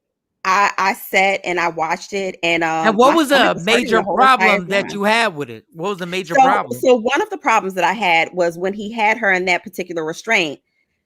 They were telling him she's throwing up, she's seething at the mouth. Can you at least please get off of her that way? Right. And he was just so aggressive. And I'm pretty sure it was tense for him as well. I'm not saying that it wasn't. But there was no one around him had a gun. I think that the mom, even when she approached talking to him, it started off in a lower tone than what it escalated to. Wow. She identified who she was. I'm her mother. She's okay. Please, she's not doing it. Please get off of her. Can you please not? So it started off with that. It started off with that type of dialogue. Of course, it was a little bit more, emotional and intense, but she wasn't barking at him at that moment. And you'll see once Shawnee pulls up the clip. So how does it wind up? How does it wind up ending? Like it ended with the mom getting arrested. It ended up with the daughter being arrested, and you'll see how it just kind of unraveled. And there was another officer on the scene, by the way, who actually, while the officer was on top of this young lady, he reached in the officer's back pocket, pulled out his cuffs so that he could help cuff the young lady. But at that time, there's two officers there, at least two officers. At that time, he could have gotten her up, set her up, because she wasn't fighting at that time. Right. She wasn't fighting him or anything like that. So my question is, at that time where you saw that there's a potential, especially after the George Floyd incident, you are well aware, why would you continue to lay on that child like that, or that young lady like that? And Maya, and until I see the video, I can't say anything, but I'm like, you guys literally couldn't handle a situation with feet, no disrespect, but a bunch of officers couldn't handle a situation with females there. You literally couldn't handle it without putting restraining and stuff like that. Until I see the video, I can't say anything, but it seems typical. It seems like it's a typical situation where you overcompensate for something where you should have been trained to be able to deal with a situation without doing what you did. And evidently, I just listening to the dialogue from the video, they were very aware that his body cam video was off. I know that it lights up on the ground. Yeah, but at some point they identified that now it's on. So I'm not sure when it fell off or however it got down on the ground, whether it was hit off or what the case may be. That's why I'm saying I'm waiting. I can't wait to see the video, the actual footage, all of the footage when it's released. It's a never stopping because that actually came up as well. They thought that he was doing it on purpose. But they called him out on the spot for it. It wasn't like a situation. It was a lot of dialogue, and you'll see once Shawnee pulls up that footage. No, but the dialogue that they were having with the officer while he was on top of her, they were really pleading. Focusing on the fact of that. She even told him that. She was like, I can't breathe. I can't breathe. So, at that point, when he took her to the ground, he was completely out of line. And I think that's when the webcam fell off, because they were, he was grabbing for her, and he was swatting back, and it just fell. Every officer's excuse is, if you say you can't breathe, if you can speak it, that means you can breathe. And that's what I'm just saying. That's what officers say. Right. But If after the George Floyd trial and after all the subject-area experts who came up and spoke, this was a international, on an international platform. So you cannot say as an officer at this time and point that if someone says that they cannot breathe, oh, you can because you're saying it. I'm saying no, that the I get excuse that normally happens, and I've been there live. I've seen an officer do it. If she can breathe, if she can't breathe, she can't talk.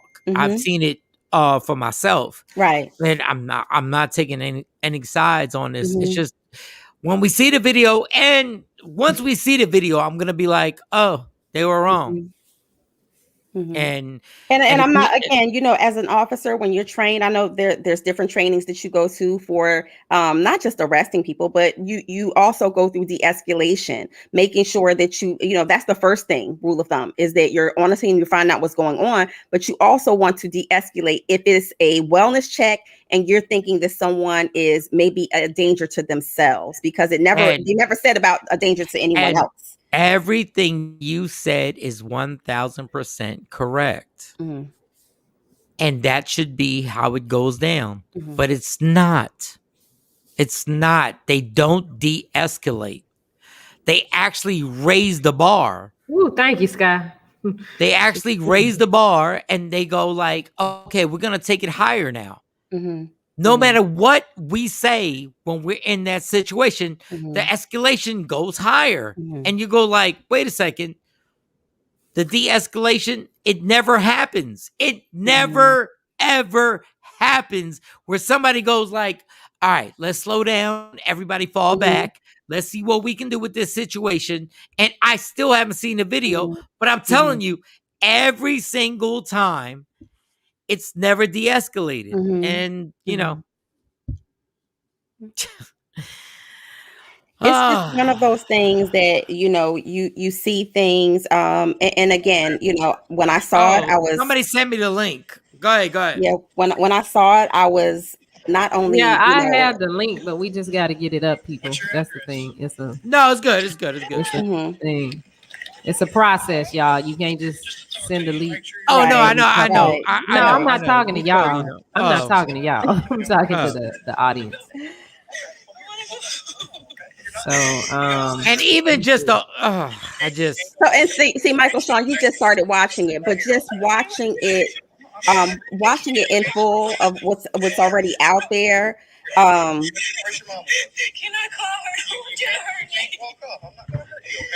me see if I can open it on here. And the only thing, and yeah, that's what she kept telling him. I don't want you to hurt me. Okay. I can't make it bigger through Facebook. No, I get it. Yeah, I get it. It's always and you can turn it down. And we got 5 more minutes. It's always the same circumstance. It's always the same fucking circumstance. It's always the same situation. And I almost played into the whole white situation where I go like, let me see the video. What the fuck you need to see the video for? It's the same circumstance every single time. And it's us having to prove that this was unnecessary. Like it's always us saying, look what they're doing, and they're doing too much, and they're doing too much, and you go like, why? I know why. It's America, people. There's only one thing in this country that is more American than apple pie. It's racism. This country is based on it. It was founded on it. And I don't care if it's a female getting choked out, killed by police, a black man being killed by, it doesn't matter. It's the same story over and over and over and over again. And I apologize because I was like, I gotta see the video. But you know, especially you're in radio, Michael Shawn, and so that is your job to ask for the footage, because the footage also gives you context. It gives you the ability to kind of dissect what the story is and dissect what's going on and be able to report out to the people. But certainly in mainstream America, the whole thing is I want to see what what did she do, or what did he do? It's a lot of times why they ask for the video. But when did we turn it around and go, what did they do? It's been years upon years upon years upon years. When did we go, what did y'all do? And I apologize because I said, I need to see the video to see what happened. And I'm sitting there going like, yo, I'm wrong. How long do we have to be like, well, what did they do? What did the cops do? It just gets so like I almost have to be, like take a deep breath and go like, am I really gonna, here we go. We're gonna see this video. Well, I'm trying to work on the audio. So no. I get it. But I saw the video. I saw this video. I saw, I'm sitting there going like, the girl's walking down the street. Can y'all hear that? No, we can't hear anything. But how do you not leave her alone? Even if she's crying. I've never... Like, how do you literally... So that right there... Yes, it makes no sense. That right there is where you don't touch. And he's squeezing her arm, and she's telling him, "You're hurting me. You're hurting me. I don't want you to hurt me. I want to call my mom." I can cry. I can walk down a street and cry, and you can ask me a question, and I say I'm fine. You do not have the right to fucking touch me. So now this is the part that escalates, because now she's scared. She's verbally telling him, because he never should have touched her. She did not commit a crime. She did nothing except cry. Get the fuck off of her. You don't grab me because I'm crying walking down a street. Yeah, he's telling her now, stop pulling away from me. I'm going to have to put you in handcuffs. She's asking to let me call my mom. You're hurting me. She's screaming. She's walking down a street. She's upset. And he says, I heard you got jumped. Okay. She says, I'm good. So, and now you want to... Because she's asked him several times. She's told him several times that he's hurting her. I'm not. It gets worse, Michael Shawn. So continue. No, to watch.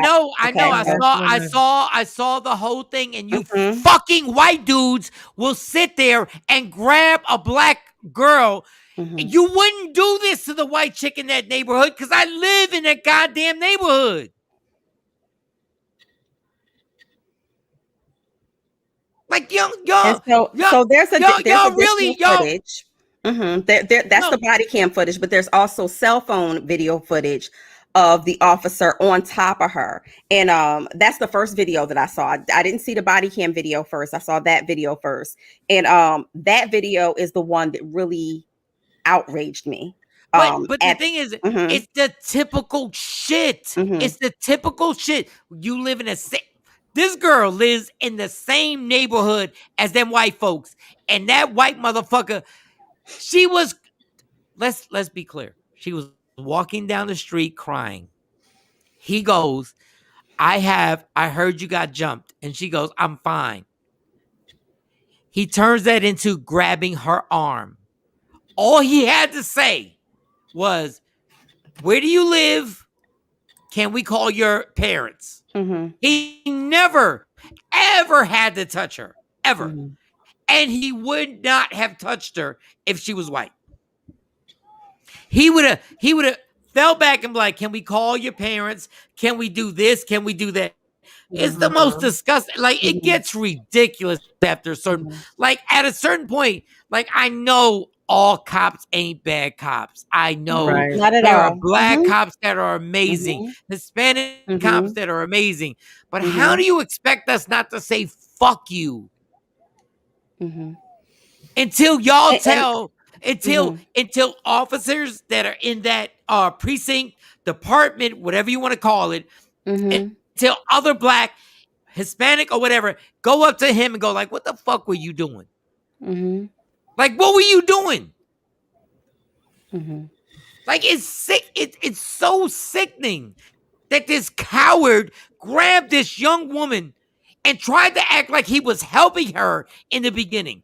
He literally tried to act like, I heard you got jumped and this, and then literally you turned right into the racist coward that you are, and you grab her and get on top of her. Come on, man. Like, come on. Like, come on. So her mom is there at this point. Yeah. And so there's additional additional footage, and of course, this story is going to continue on and continue to unfold as we get more footage and we learn a little bit more about what all transpired. But just from what's out there already, I'm sorry. I just hold on, Mo. Can you imagine if her dad had popped up and her dad saw that and went to go do what a father does, they would have shot him dead right there. They would have shot him dead right there. He was definitely aggressive. I mean, he was definitely aggressive. When a mom came on, he was like, "Don't touch me. You could touch her, but don't touch me." And if a dad tried to soothe her by holding her hand, and just holding her hand to calm her down. If a black dad would have popped up in there right there and saw what was going on between, it could have been worse. They would have shot him dead right there. Yeah. You gotta be kidding me, man. Y'all worried about? I'll make y'all sure worried that I about? get some more of the footage for you for tomorrow because this is not going away. As more footage and more we learn more about the story and it unfolds more. This is not going away. And now that COVID has been placed in the midst of this,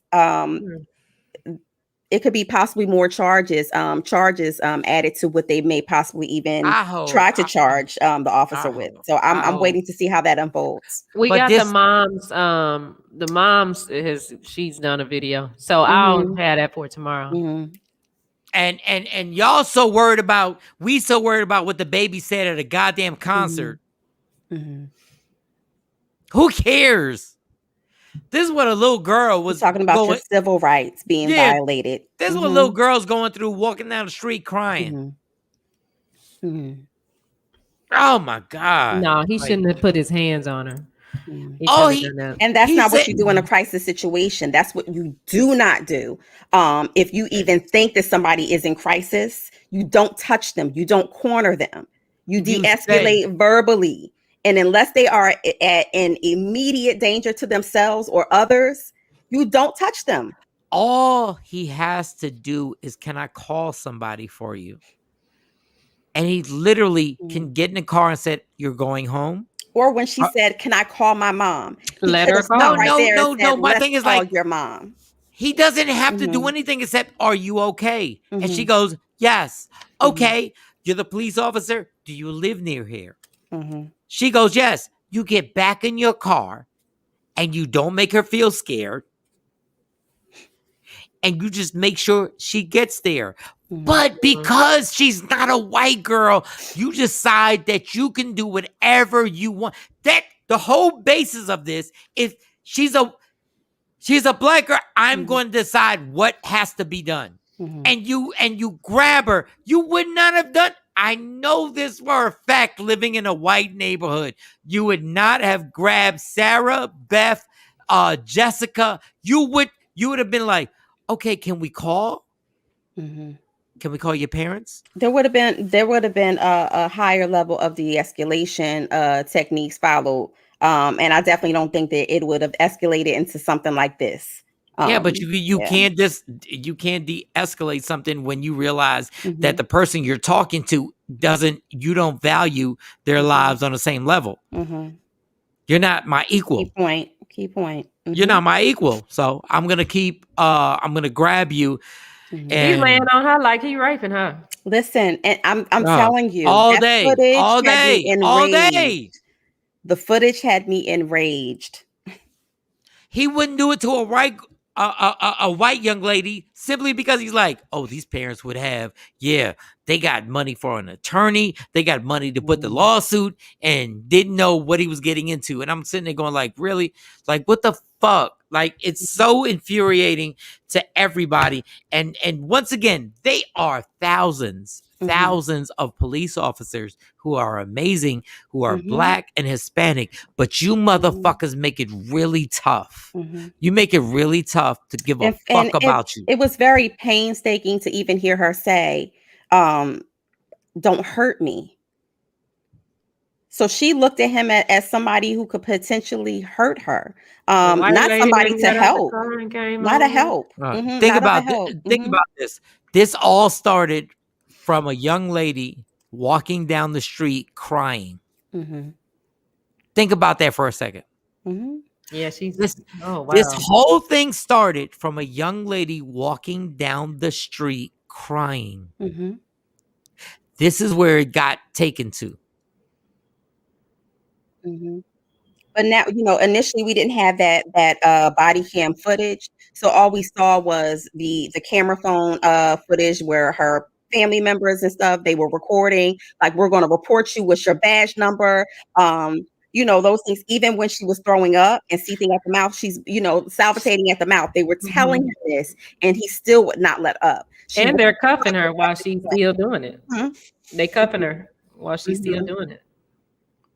So of course, safety, especially once the second officer got on the scene and he saw what was going on, your first thing was to continue to restrain her, not to sit her up, not to make sure that she had any type of emergency medical attention or something that wouldn't, escalate her situation at that moment. Your first thing was to handcuff. Make sure that you handcuffed while he was still had her down like that. So. Because you see the video, you're gonna be even more enraged, Michael. Oh, wow! And then he went after the mom. Yes, he like did the whole.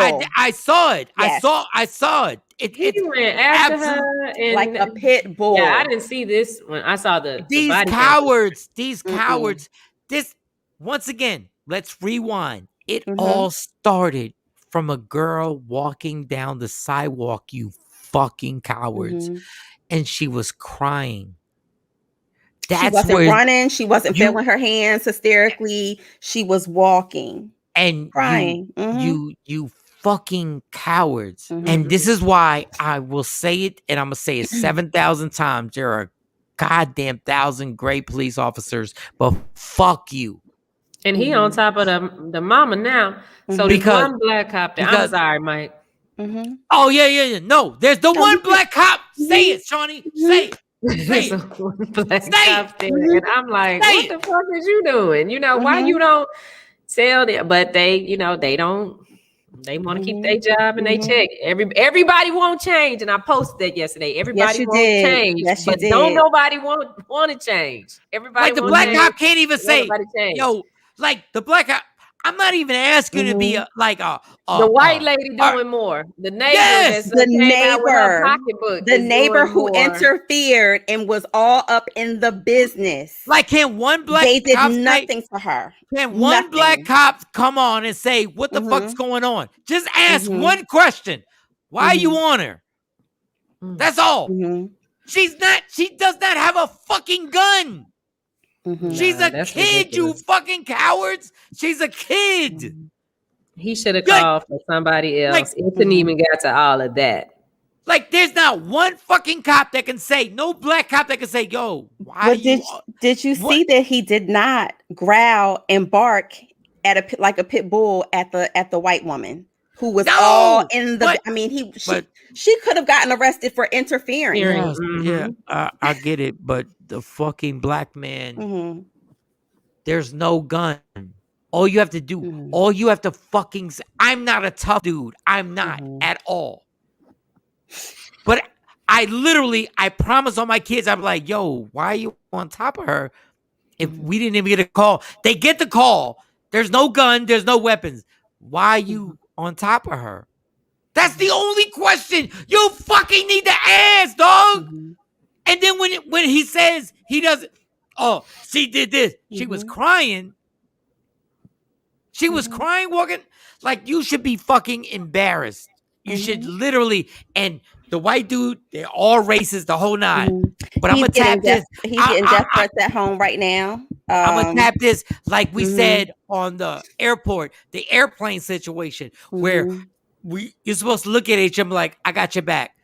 Fucking cop. It's a young girl getting pinned down. You're a coward. You're a coward. You're a coward. Don't tell me about the job. You're a fucking coward, and you better not have daughters. God. All right, y'all. Let's wrap it up.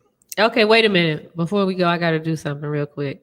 Oh, go ahead. It's Tamara's birthday this week, and so we decided to every day this week somebody has to give her flowers. Today is my day, so happy birthday, Tamara! And in about 2 hours, me and the girls will be at your house with your present. So yeah. Wait. Let's rewind. Okay, rewind. Because whoa. Because that was a negative. Whoa. Wait. Whoa. Great. All right. Shake it off. Okay. All right. Ladies and gentlemen, one thing I love is birthdays. I love birthdays. Birthdays.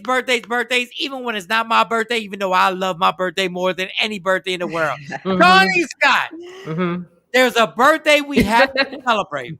We got to do this with the right energy. There's a birthday. Yes. Tam, we didn't know.